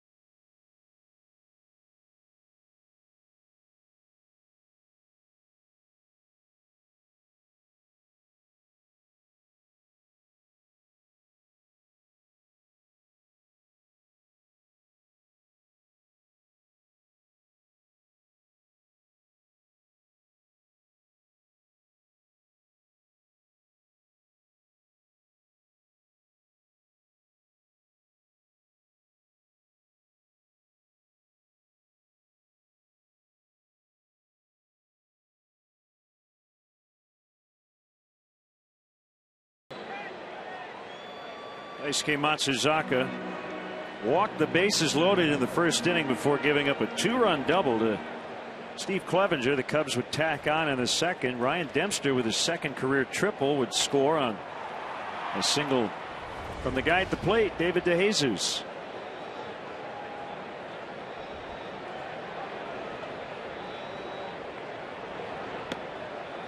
Slow breaking ball over for a strike.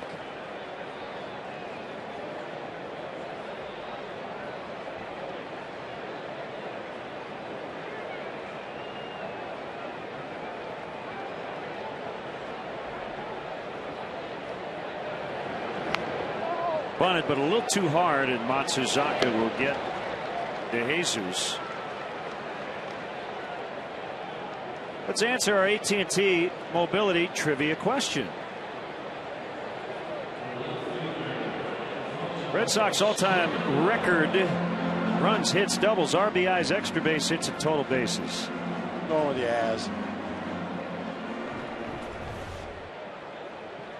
And it is.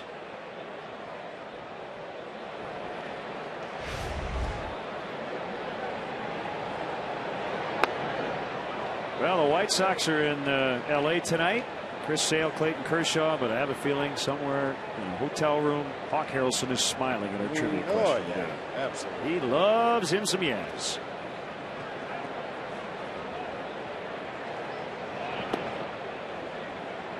How about that matchup tonight? Yeah. I'm not big on comparing guys to players who have gone before, but when Chris Sale is on top of his game, he reminds me a lot of the big unit, Randy Johnson. That back foot slider is nearly unhittable. Soriano pops out to Pedrola. 2 quick outs. By the way, Bob, I don't know if it's clarify something from yesterday, just maybe lend some perspective. We spent the evening last night across the street with Jeff Garland, our good friend, and seen a lot of reports and blog posts about how uncomfortable the bottom of the 7th might have seemed. It wasn't for me. I don't think it was for you. Jeff is a comedian, and he comes up and says outlandish things because he knows that we can't say certain things. And we like to jab him, and he jabs us in return, and that's kind of our little inside joke. But for some reason, a lot of people thought it was awkward. I didn't. I was laughing at much of it. We are not responsible for what he says. I made that very clear at the show last night. Yes. The opinions expressed are strictly those of Jeff Garland. But we enjoy having him as a guest. Yeah, as great. Always, he's awesome. We welcome all Cub fans up here in the booth, and he is a huge Cubs fan.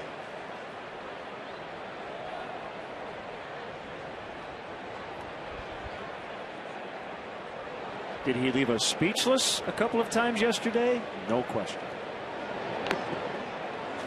But that's what he tries to do. Did he succeed? Yes. Well, he watches every day, so he loves coming up and having fun.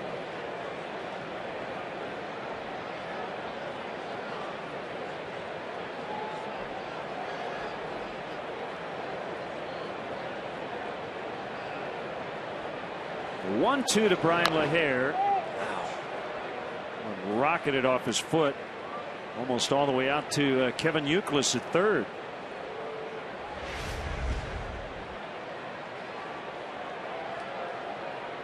Unfortunately, he's got that guard on the front foot. And this is why he's been plunked there a couple times already this year. Might have saved himself a DL stint right there with that ankle guard on the right foot.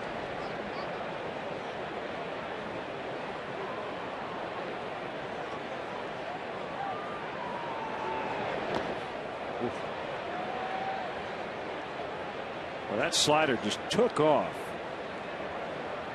Occasionally Daisuke will get a little more around that slider, make it flatter and a bigger break, and just held on to that one a little bit too long. That's the very definition of a back foot slider. That ball hit in the dirt right about where Brian LaHair's back foot was.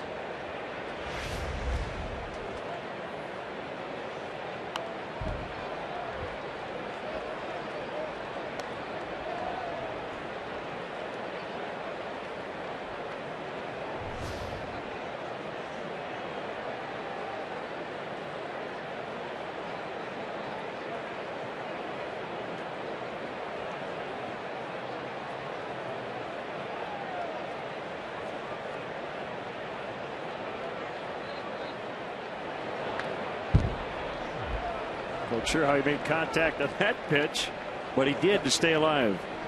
That's a good adjustment just to stay alive in the at bat. He started after that pitch, thought it was going to be in the strike zone, realized way late it was not a strike, not even close to a strike, but somehow managed to get a piece of it. Good defensive hitting right there.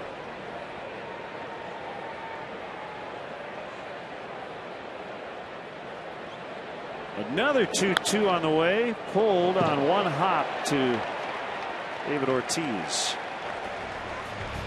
Cubs down in order in the 5th, leading the Boston Red Sox here at Wrigley 3-0.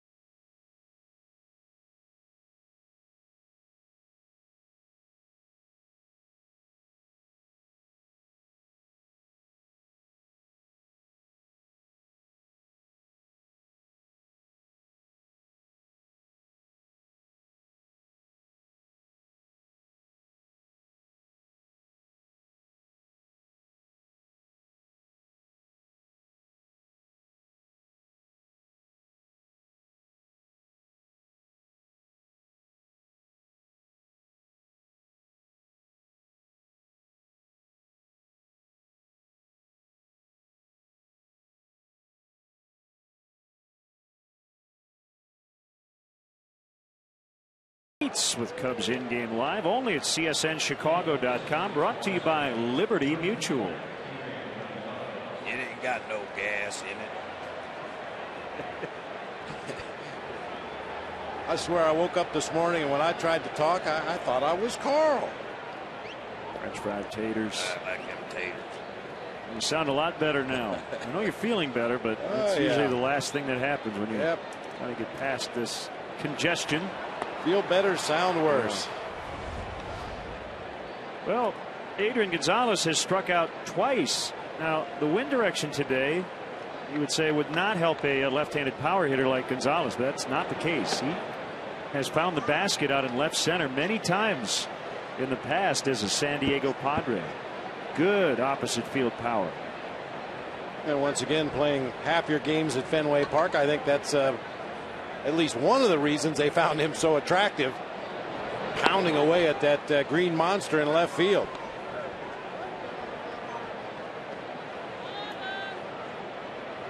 You got the Adrian Gonzalez, Anthony Rizzo trade.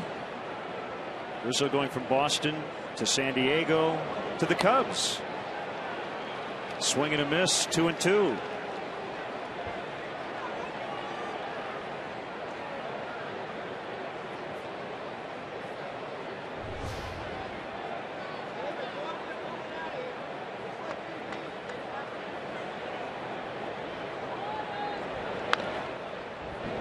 Ryan Dempster holds the cards in terms of a potential trade.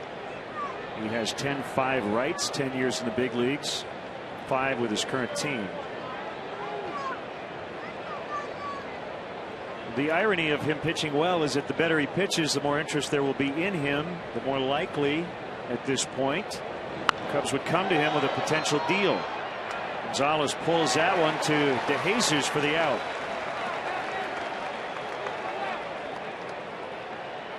And I would have to say, and I know you and I are both asked a lot, do you think he will be traded?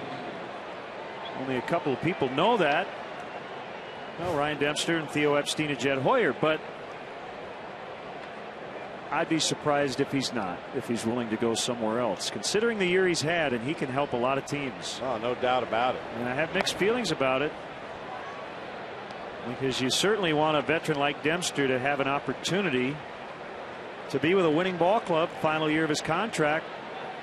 But it's been so great having him around for so many reasons, on and off the field. He's long been one of our favorites. He goes out there and does his job, never makes excuses. We knew it, but last year he pitched most of the season with just a variety of different nagging injuries, specifically blisters that would eliminate a couple of pitches of his arsenal every time he took the mound. He never made excuses. He went out there and at times took a serious beating that a lot of pitchers would have taken themselves out of the rotation, let the injuries heal, but he continued to take the ball every fifth day. Tees with a base hit and a 1 for 3. But you know, this year completely healthy, throwing the ball as well as he ever has in his career. And I'd like to see him get a chance to pitch on a potential postseason team. Came in with a 5th best ERA in the National League at 2.31. Trying to win his 3rd in a row.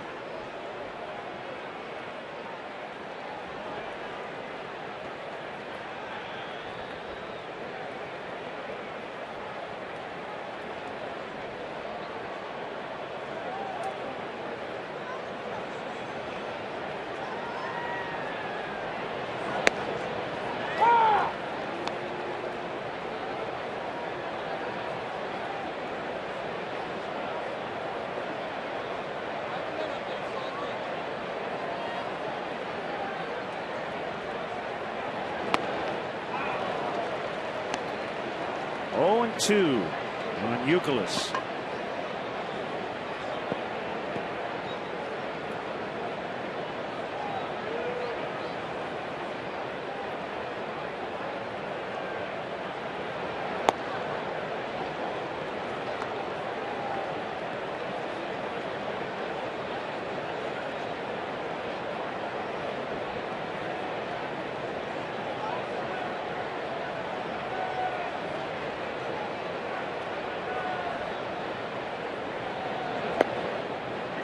Outside on a slider. 2-2.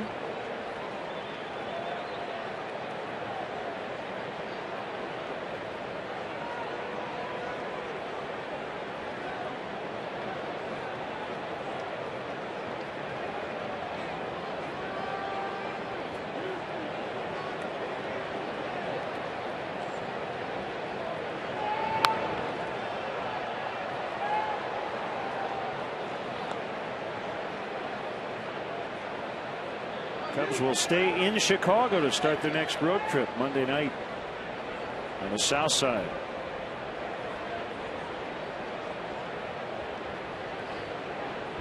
This is game 4 of a 15 out of 18 game stretch. Games here in Chicago. Only 3 not here will be at Arizona next weekend. Driven out into right center. Campana with a nice running catch. Got a great jump on that ball. Ortiz back to first. 2 outs.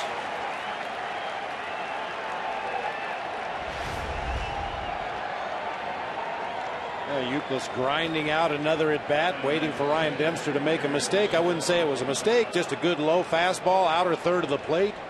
Line drive toward that gap in right center, but great closing speed by Tony Campana after the great jump, able to make the play.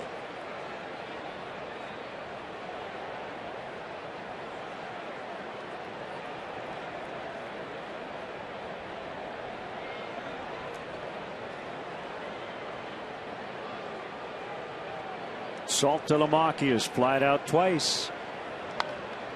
And pulls that one foul. Tell you what, we'll get another look at it. I thought it was fair, but Alfonso Marquez has that call at first. Let's see. Can't really tell. Yeah, kind of behind the first base coach. That is Alex Ochoa over there on the first base line. First look, I thought it hit right on the line. Might have been a little closer to the foul side, but that's the guy that has the worst look in the ballpark at that particular play.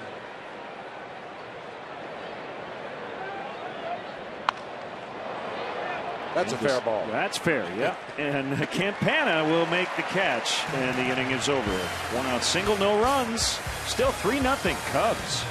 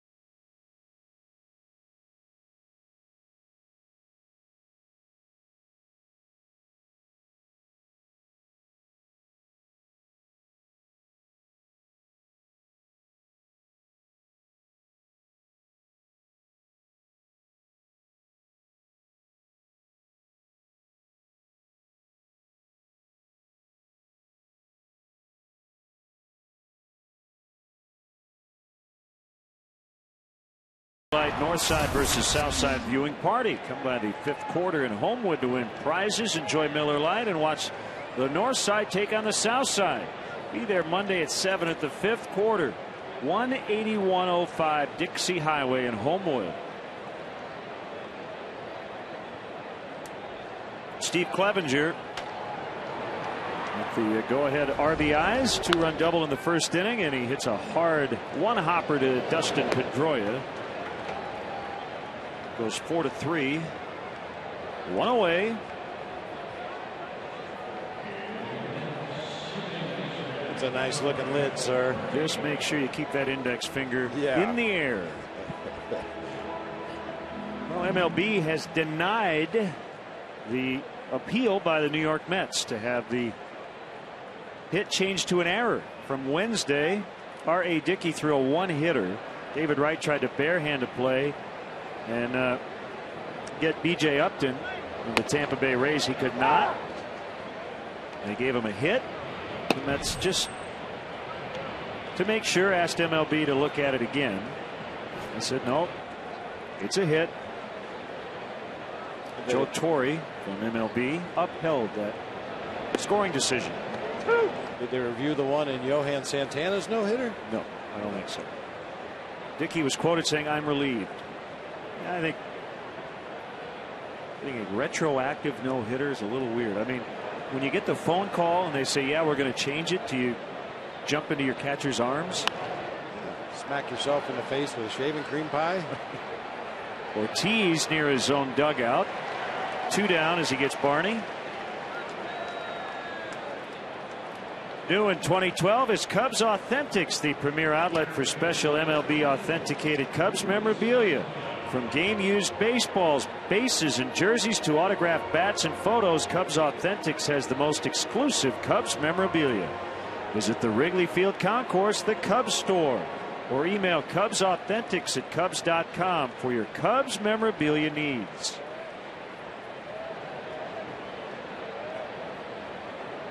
Valbuena 0 for 2, a strikeout and a line out.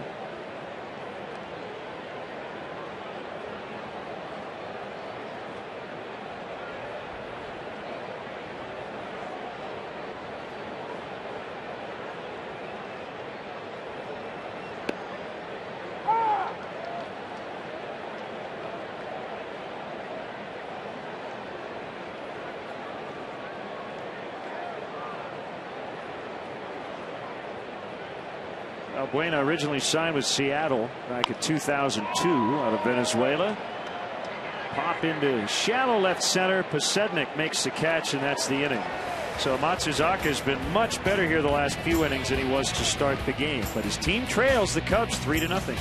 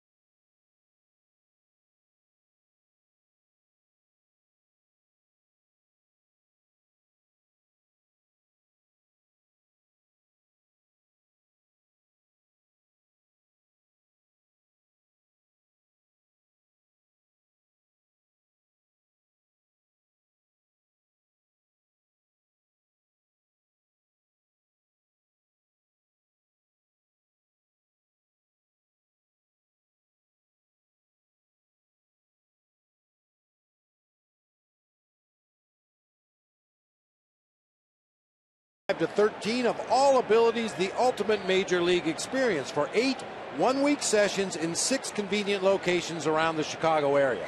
Join fellow teammates for a week of top-notch baseball instruction, exclusive access, and unforgettable moments. Visit Cubs.com/camps to sign up your future Cub today. Called strike on Ryan Sweeney. 7th inning, 3-0. Ryan Dempster trying to make it 3 consecutive starts without allowing a run. 7 innings at Milwaukee, 8 innings at Minnesota, and 6 so far today versus Boston. He's gone at least 7 while giving up 1 or 0 runs in 6 starts this year. Hard hit ground ball. Barney to his right. Lots of time. 1 away. Coco sighting. Conan O'Brien in town for the Just for Laughs festival this weekend. Enjoying a ball game. You'd enjoy it a lot more with a different hat on. I agree with you. Wonder what Jeff Garland would say about that. Well, you know what? I'm going to let him speak for himself. Yeah, we'll let him speak for himself. And strike on Mike Aviles. Nick Punto's on deck. Up in the air to left. Soriano. Right near the line. 2 down. Dennis Savard coming up with the Captain Morgan 7th inning stretch. Bob, we want to send out huge happy birthday wishes to our good friend, Cubs Hall of Fame outfielder Billy Williams, 74 years old today. Nice. Happy birthday, Billy. 1961 National League Rookie of the Year. The 26. Atop the right field foul pole.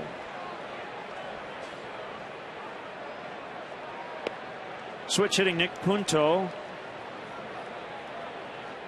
Ball 1.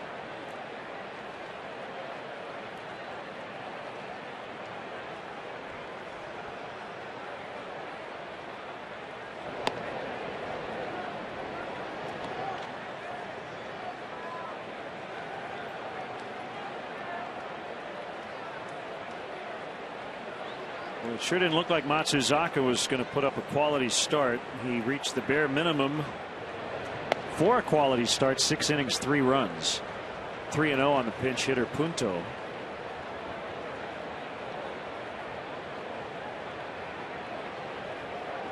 Red Sox were getting some action going in their bullpen in the very first inning. That's how much he struggled in the opening frame. There's ball 4.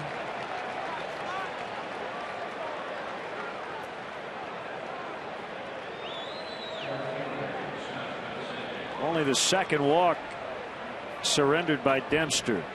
Here's Posednik.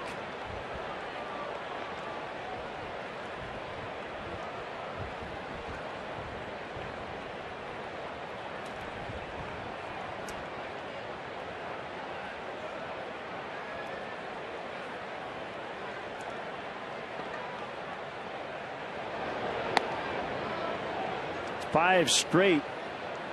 And have missed the zone. Scott Atchison will be the next Red Sox pitcher in the bottom of the 7th. Ryan Dempster's due to lead off.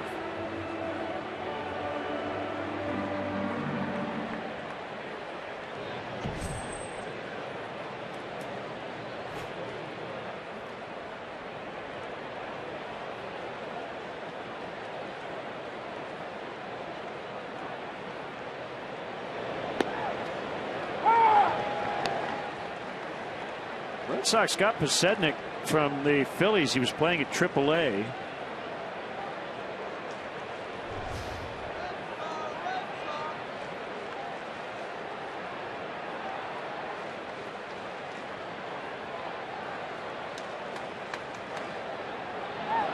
Runner goes, and Punto in without a throw. just don't think Steve Clevenger ever got a grip on that ball. Pitch was down low and into the left-handed hitting Podsednik, and in his haste to make the exchange into the throwing hand, I just don't think Steve Clevenger ever had a grip on that baseball.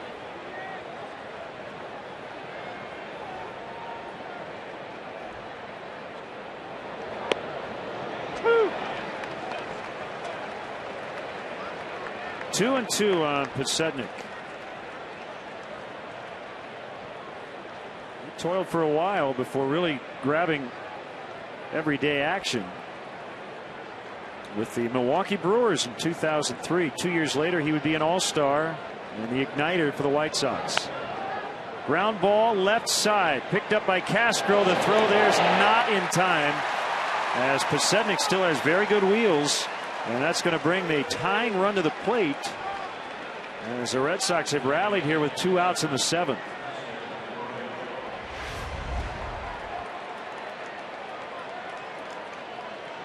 Nothing tricky there. Just hit the ball on the ground to the left side. Use your legs.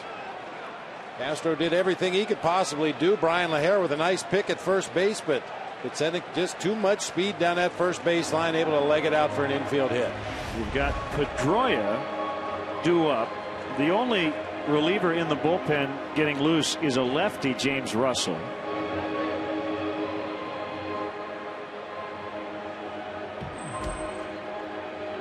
So Dale with short conversation and back into the dugout.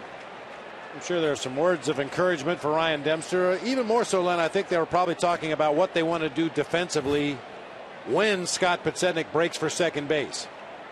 Do you throw through to second base? Do you put on a trick play, throw the ball back to the pitcher, try to draw Punto down the line at third? Do you throw directly to third base, or just hold the ball and go after the hitter?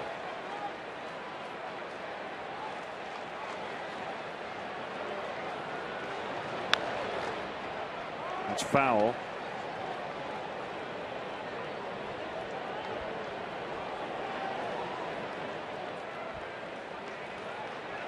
Dustin Pedroia takes the swing of a guy that thought he should have been 6'2" and 230 pounds. He gets on that back leg, has a vicious uppercut swing, trying to lift the ball in the air to left field.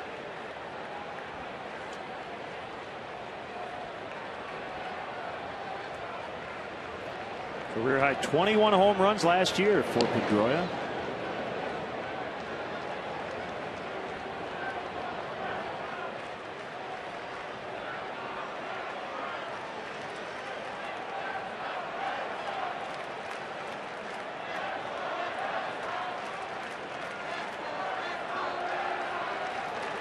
There goes Podsednik, and it's called strike. 0-2. Podsednik with his second steal. Red Sox have been running a lot here the last few innings, but it has not created any runs to this point. 0-2. Cub fans getting on their feet.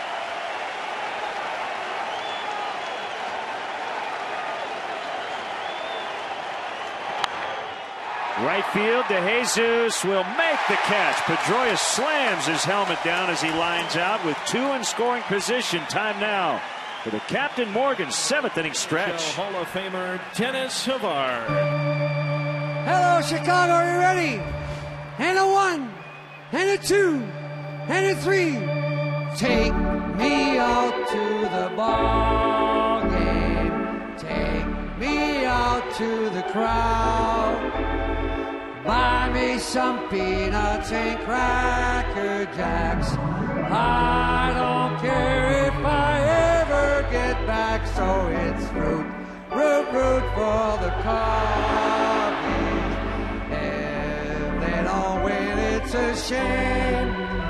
For it's 1, 2, 3 strikes, you're out at the old ball game. Let's get some more runs. Go Cubbies.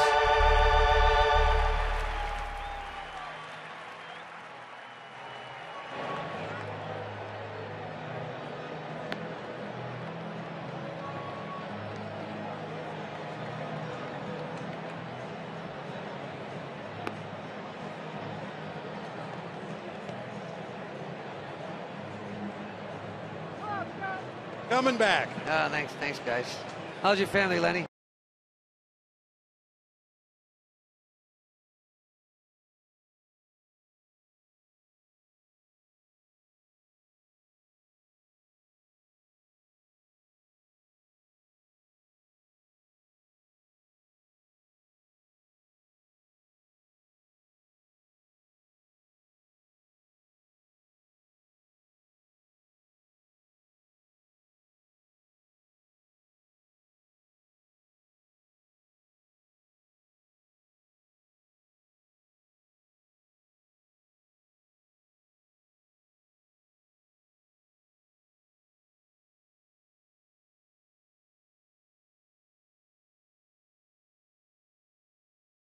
It'll be Adrian Cardenas against Boston right-hander Scott Atchison. Dempster with 3 consecutive starts, allowing no runs, 22 innings combined. As the Cubs lead 3-0. Great to have with us Hall of Famer Dennis Savard. And I'll tell you what, your singing voice was outstanding today. I remember it being good, but not this good. Have you been taking lessons? Well, you know, I think this is about, my 8th or 9th time. Yeah, you've done it a lot. So it's been fun, you know. Everything. Obviously, the more you do it, the better you get. But you know, you always get nervous, no matter what anybody tells you. I mean, when the crowd turns over and looks at you, and it's, you know, we have a beautiful day, so it's a lot of fun. I mean, I enjoyed it. You know, I'm glad to be here. Glad the Cubs are winning. Good for Dance. Put you in a heck of a game for the Cubs. No question about it. Well, the NHL offseason, it's not very long these days, is it? No, you know, LA Kings win the Cup last week. You know, training camp right around mid-September. So I guess just like any other sports, you know, you don't. There's not a lot of times between seasons. So almost, you know, 12 months a year. Guys train for almost 12 months a year now. They might take a couple of weeks off, but other than that, they're going in training, get ready to play. Here's the 0-1 to Campana, and he bunts pretty hard, and the flip. What a play by Ortiz to get it to Atchison. Boy, David Ortiz, like the option quarterback, flipping that ball to his pitcher to get the out. That's pretty smooth play for a guy that hasn't played a lot of first base lately. Ball bunted really hard to the right side. Yeah, Ortiz did exactly what he should do, just lob that ball out in front of the pitcher. Ooh.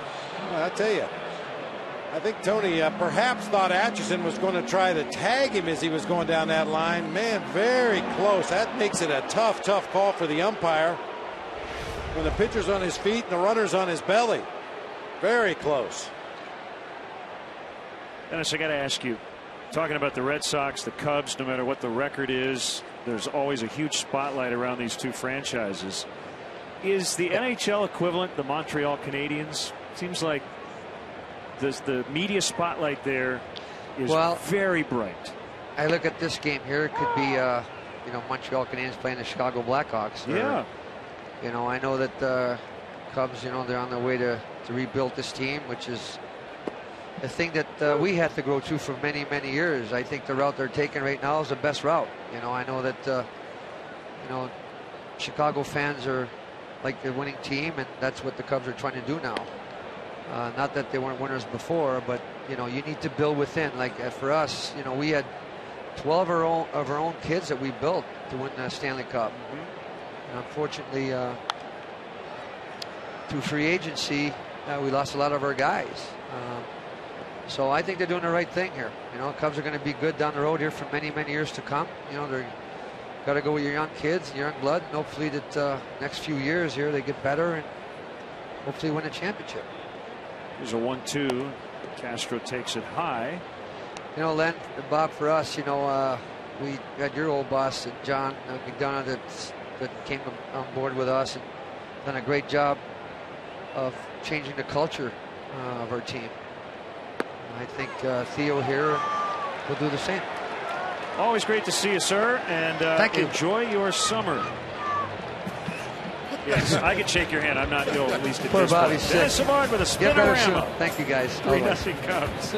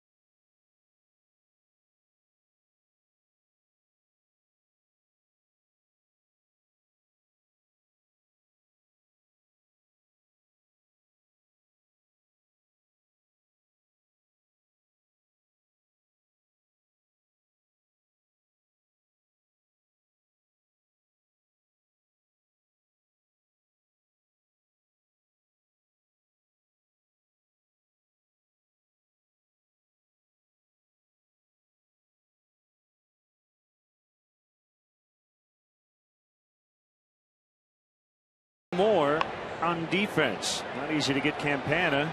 And a bang play at first. Atchison with a little stutter step move.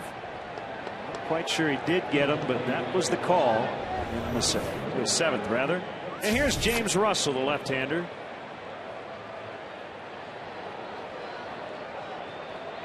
James, numbers on the season. Looking at this Red Sox lineup, you just knew if James Russell got into the ball game today, it was going to be to face these two guys in a row, Adrian Gonzalez and David Ortiz, the two left-handed thumpers in the middle for the Red Sox. I'm sure James Russell was well aware of that when he got to the ballpark today and saw that lineup. Throwing his slider more often than his fastball. There's a slider for a strike.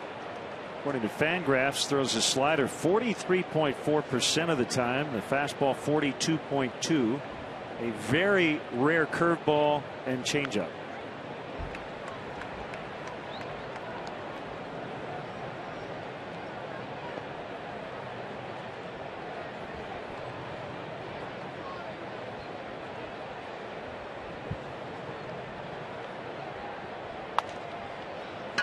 On the ground is second. Well, this is as quiet a game as Adrian Gonzalez has ever had against the Cubs. 2 strikeouts. He did line out to right and a weak ground out.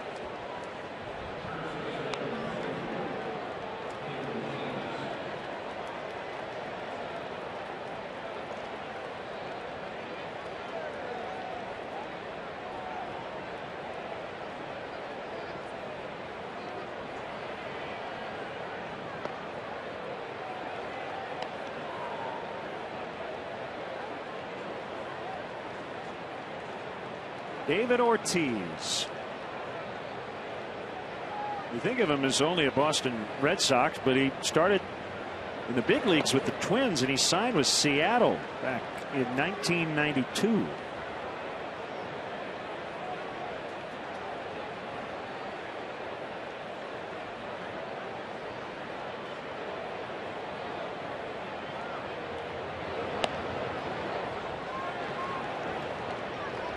And with the Twins, he was just a guy. 6 years, 455 games, OPS of 809, but in 10 years with the Red Sox, he's been a monster offensively. With a 958 OPS, 54 homers in 2006. 148 driven in 2005.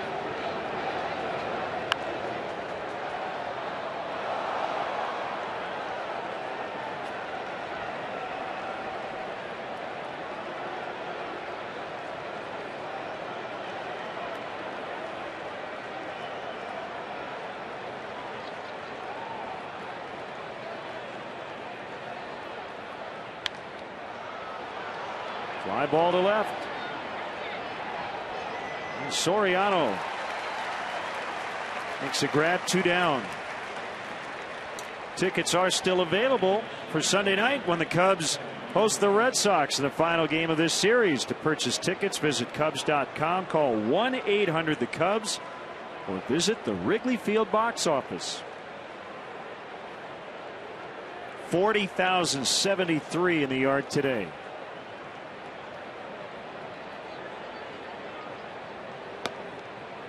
Fastball to Euclid. Strike 1.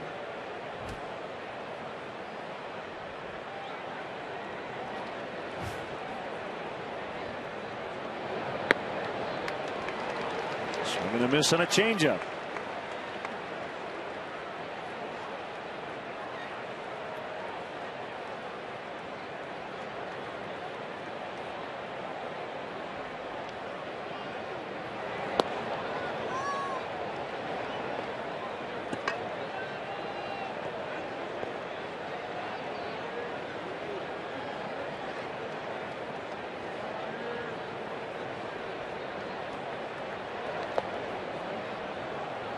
Now 2-2.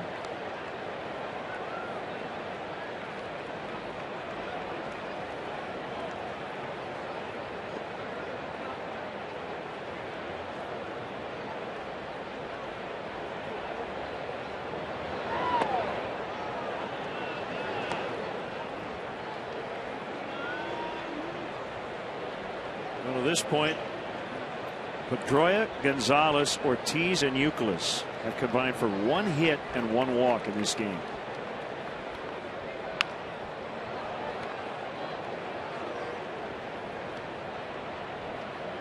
Tells you how good Ryan Dempster was today. Really good, yeah. And Youkilis sitting on an 0 for 3 right now. He is extremely hard on himself, to the point where some of his teammates have actually taken him to task for his actions in the dugout after making outs. Got into a fight a few years ago with Manny Ramirez in their own dugout after Youkilis had made an out, and Manny thought he was overreacting just a little bit. Thought we might see some kind of an explosion after that last at bat. He's hit the ball hard a couple times, has nothing to show for it. Another ball hit hard. This one handled by Castro, and James Russell with a 1, 2, 3, 8th inning. 4 hits for each team, but the Cubs lead where it counts, 3-0.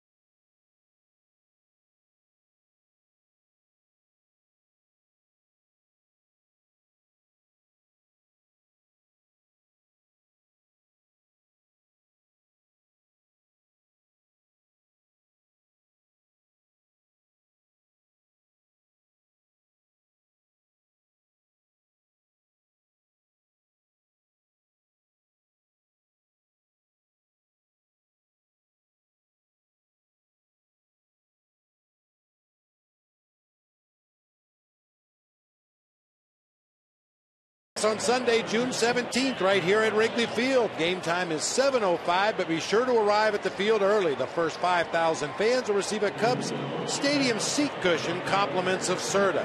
For more information and to purchase tickets, visit Cubs.com. Former Houston Astro Mark Melancon is on here in the 8th. 10 hits in 3 innings of work, a ridiculous opponent's batting average in that limited work. Former Yankee as well. Fastball, cutter, curveball combination from Melancon.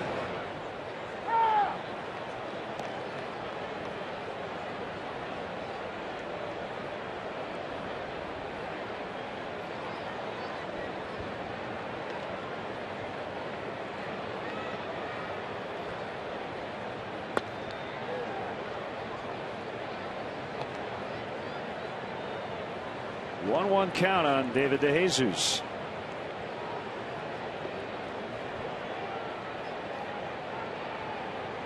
He knocked in a run in the 2nd inning. That has been it for the scoring.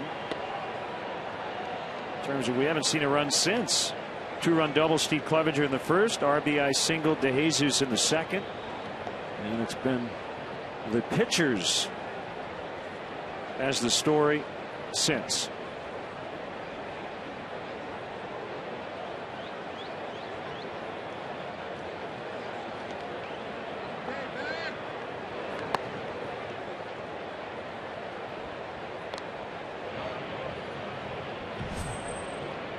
Franklin Morales up for the Red Sox. Gary Tuck, the bullpen coach, looking on, and Carlos Marmol get a save opportunity today.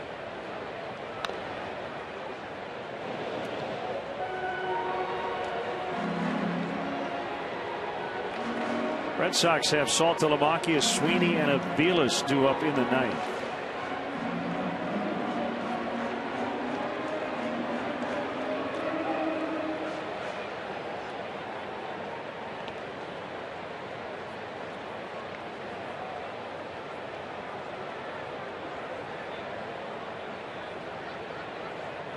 Lanson's 2-2 in the dirt.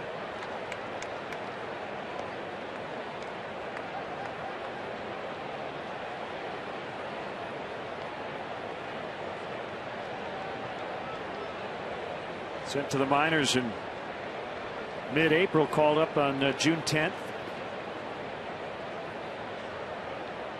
The 3-2 pitch is bounded foul.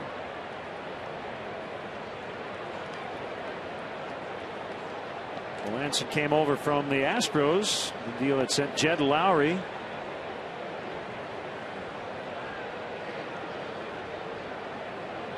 And also right-hander Kyle Weiland to Houston.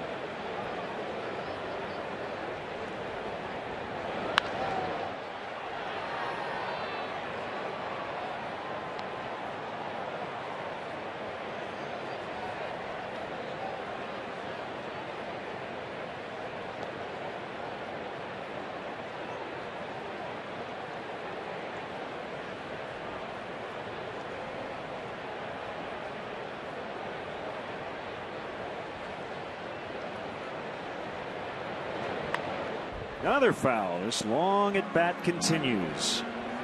9 pitches and counting.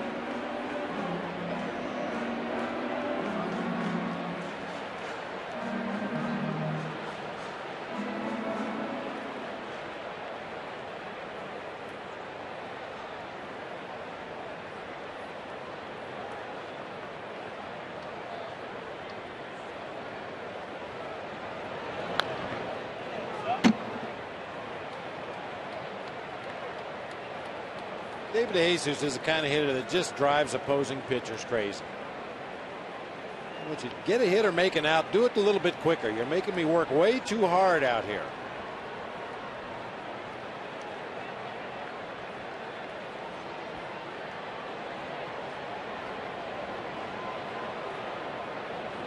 Pitch number 11 from Melanson.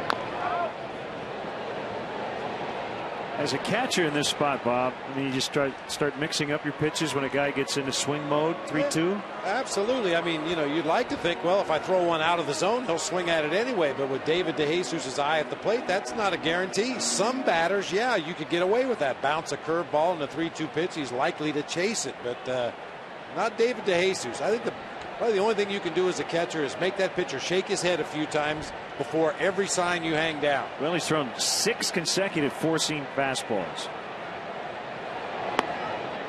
And another one up and in.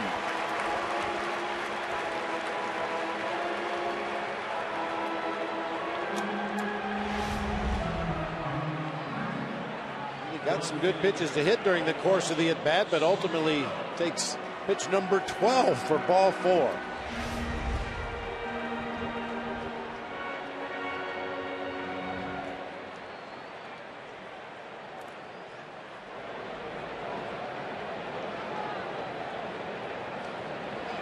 Leadoff walk to DeJesus. Now it's Soriano, who's 0 for 2 with a walk and a run. Hitting streak on the line, 10 games currently.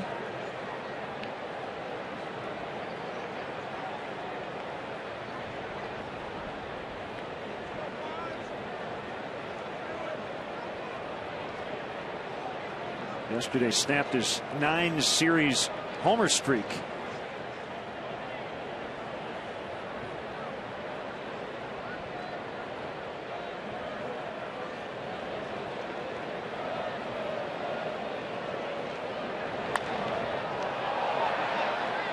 Popped up near short as Aviles for out number 1.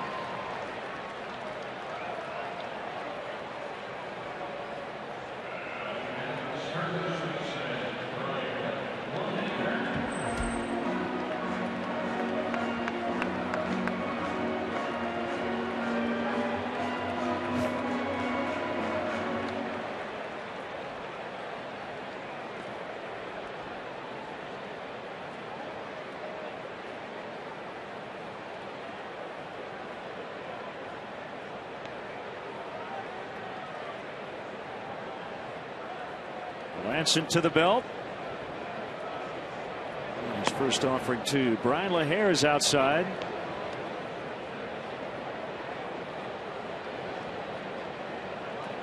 You'll be doing a little AA scouting this weekend.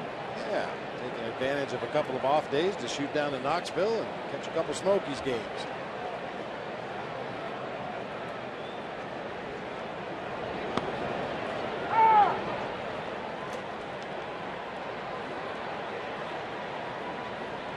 Well, good luck to the Boise Hawks. Cubs affiliate in the Northwest League, as they will open their season tonight. Mesa Cubs will start in 5 days. DeJesus on the move, the throw to second, and time to get it.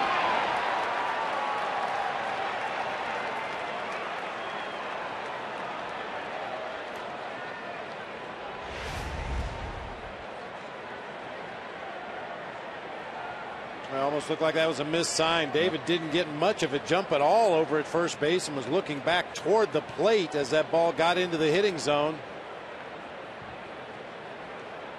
Interesting tag. It's out. 2-2.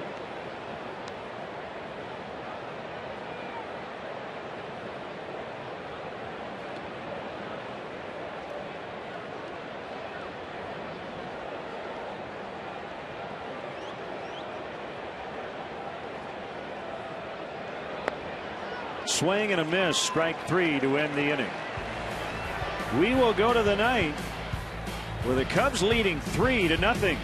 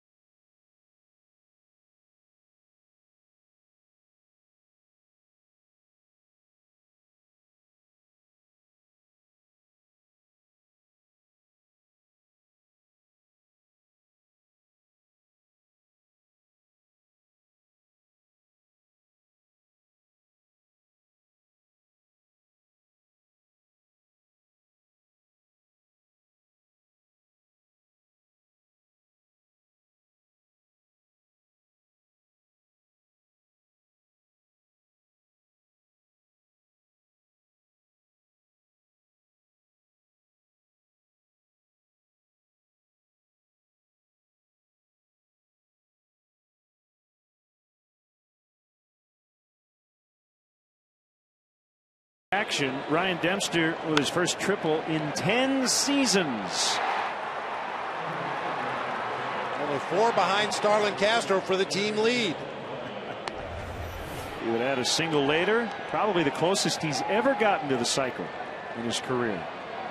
Reed Johnson now playing left, and Carlos Marmol is in with a 3-0 lead.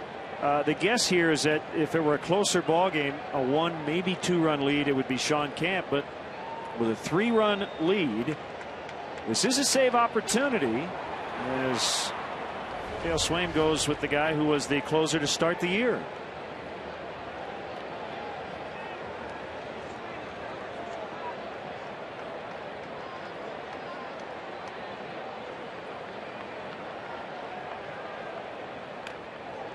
That one missed badly on Saltalamaccchia.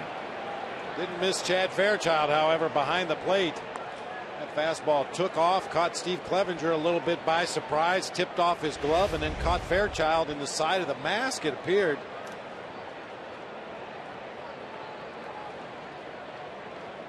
Just got him on that little extension out the left side there. Waved off the trainer, says he's okay. 2-0.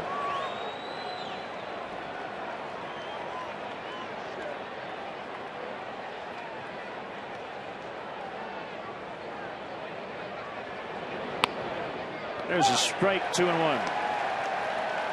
There is Sean Camp, assuming he is available today if needed.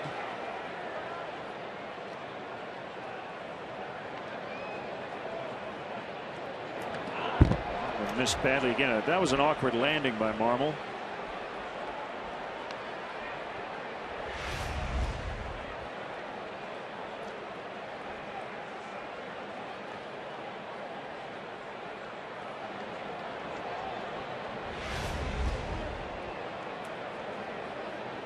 Spazio on the phone. I should note Sean Camp has struggled against the Red Sox. That might be the reason why he's not going to get up here. It's going to be Randy Wells instead. Camp with a career 6.38 earned run average against the Red Sox in 42 games.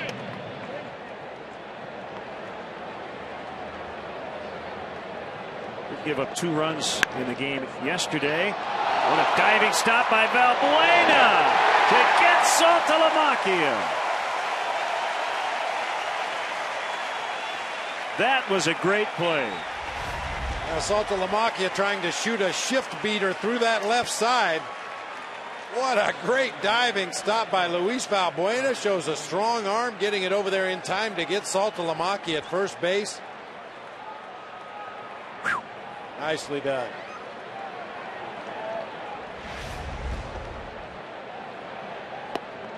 Well, a huge first out for Carlos Marmol. And he can thank that man.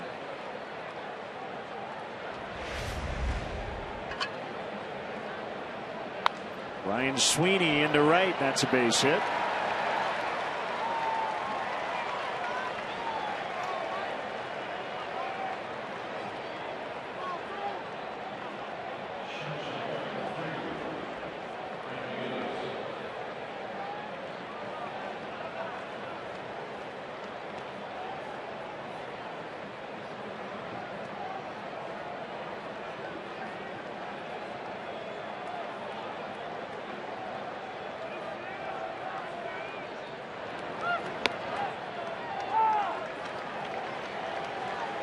Fastball at 95 to Aviles.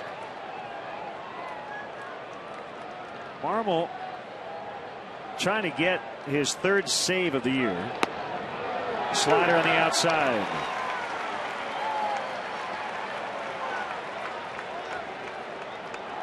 Randy Wells without a save in his career. He's only made 11 career relief appearances.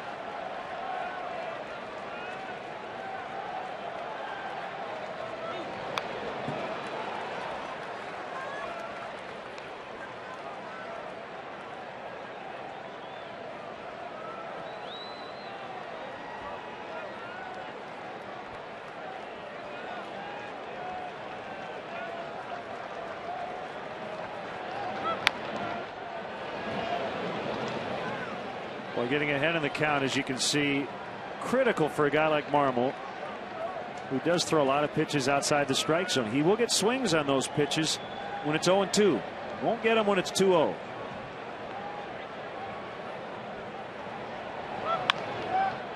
Valbuena couldn't play the short hop. Throw goes to first, and everybody's safe. If he picks it clean, possibly a double play chance. It will be an error on him. So the Cubs have 3 infielders with an error today. tying run at the plate.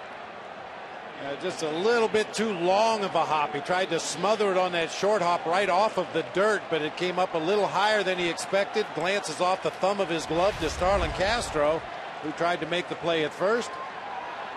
Do it again. Throw another ground ball. Daniel Nava hitting for Melanson.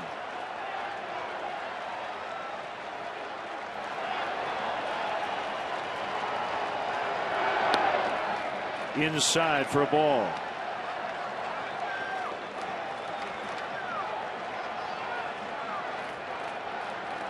Nava, switch hitter.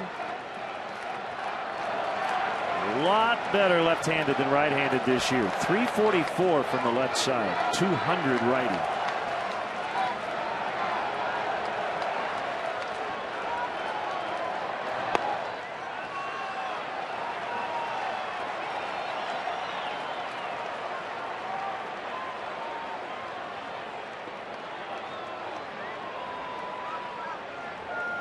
Been battling a sore left hand.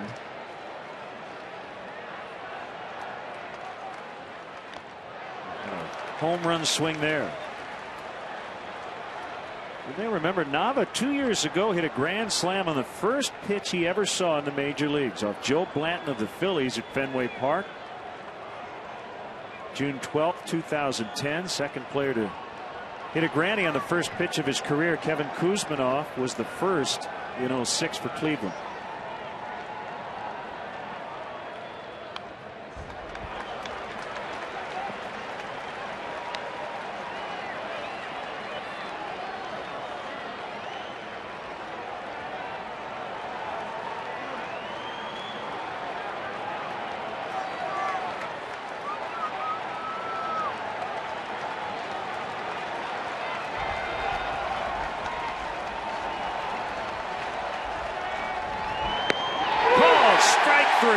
Slider.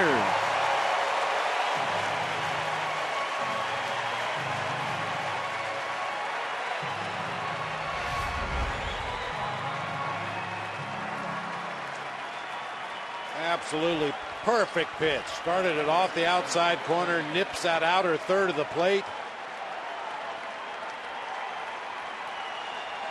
If it looked that slow to Daniel Nava, he would have swung at it. Fastball strike to Posednik.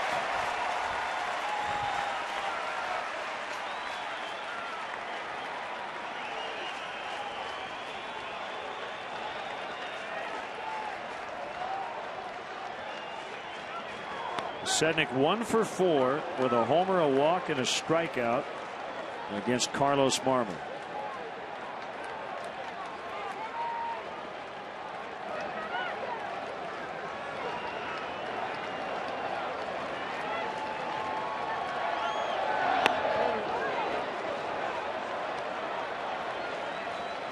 The Red Sox lead the majors in extra base hits.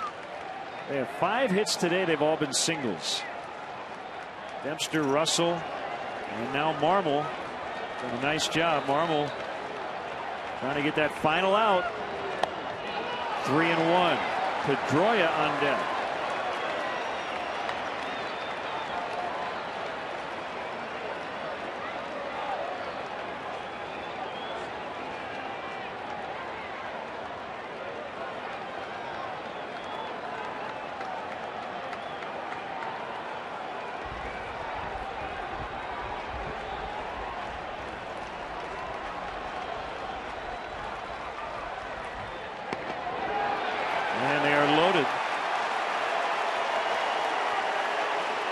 Single, error, and walk to load the bases this inning.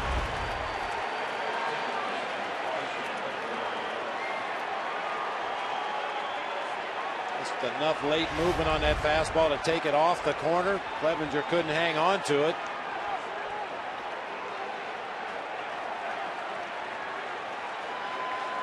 So the tying run is now on base as Dale Swain comes out. Was not signaled to the bullpen.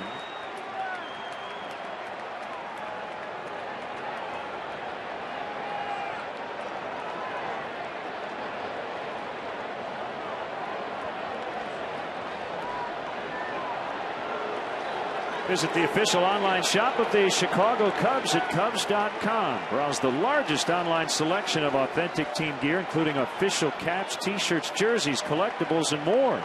Get your team gear straight from the source. Shop the Cubs.com shop.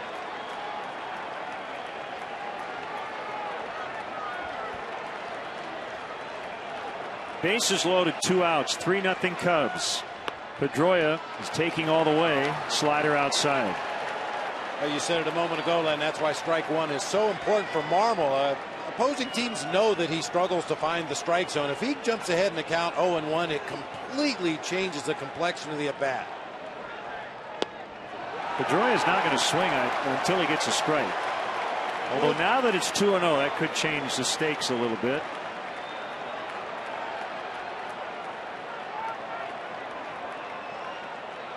I'm going to keyhole him here. That'll make a quality pitch. 2-1.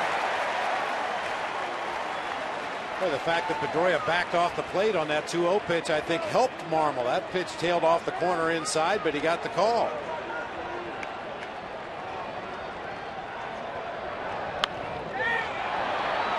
Two and two.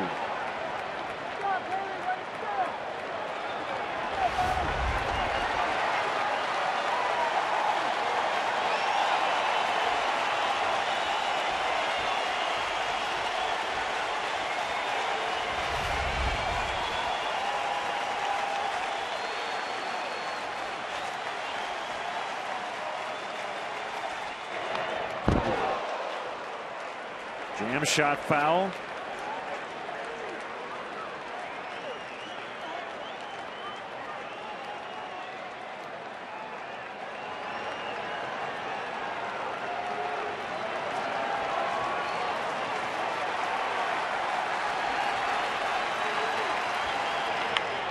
On the ground, and Valbuena to the bag at third. He forces Aviles. Cubs win. Carlos Marmol gets a save.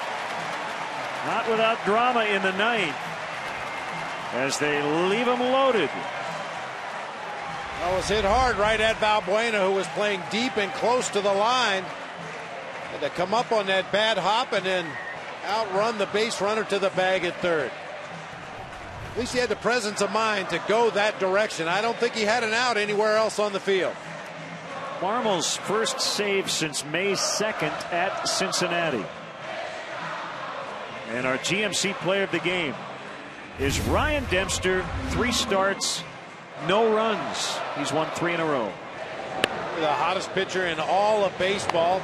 Did it the way he's done it all year, commanding his pitches, moving them up, down, in, out. Helped himself with the bat today. Just another in a long line of outstanding starts by Ryan Dempster. Cubs are 2-2 on this homestand. They win with their ace on the mound. Carlos Marmol gaining some confidence by notching the save.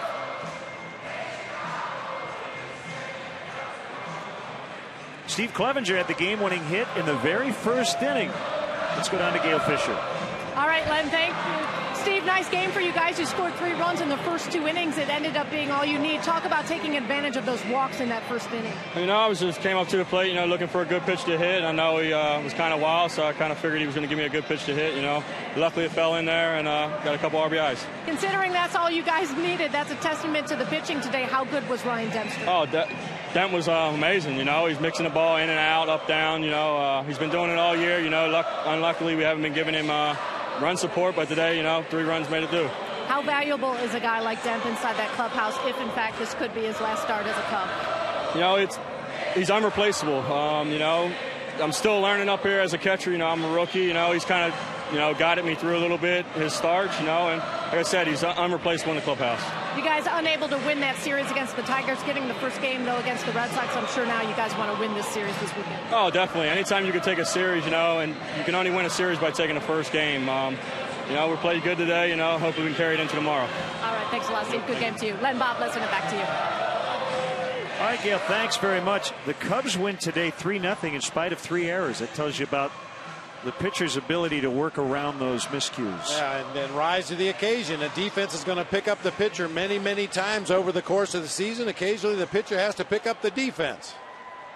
Well, nice job, partner. I know you're battling illness here, but hopefully back to 100% when we talk to you again on Monday from the South Side. And 2 more to go this weekend against the Red Sox. So for Bob and our entire CSN crew, Glenn Casper saying so long from Wrigley Field. The final score today, the Cubs 3, the Red Sox nothing. Monday night, 7 o'clock, the BP Crosstown Cup continues. Cubs and White Sox from U.S. Cellular Field. Coming up next, Cubs post-game live. In-game scoring provided by ScorePad. You've been watching Cubs baseball on Comcast Sportsnet, now part of the NBC Sports Group.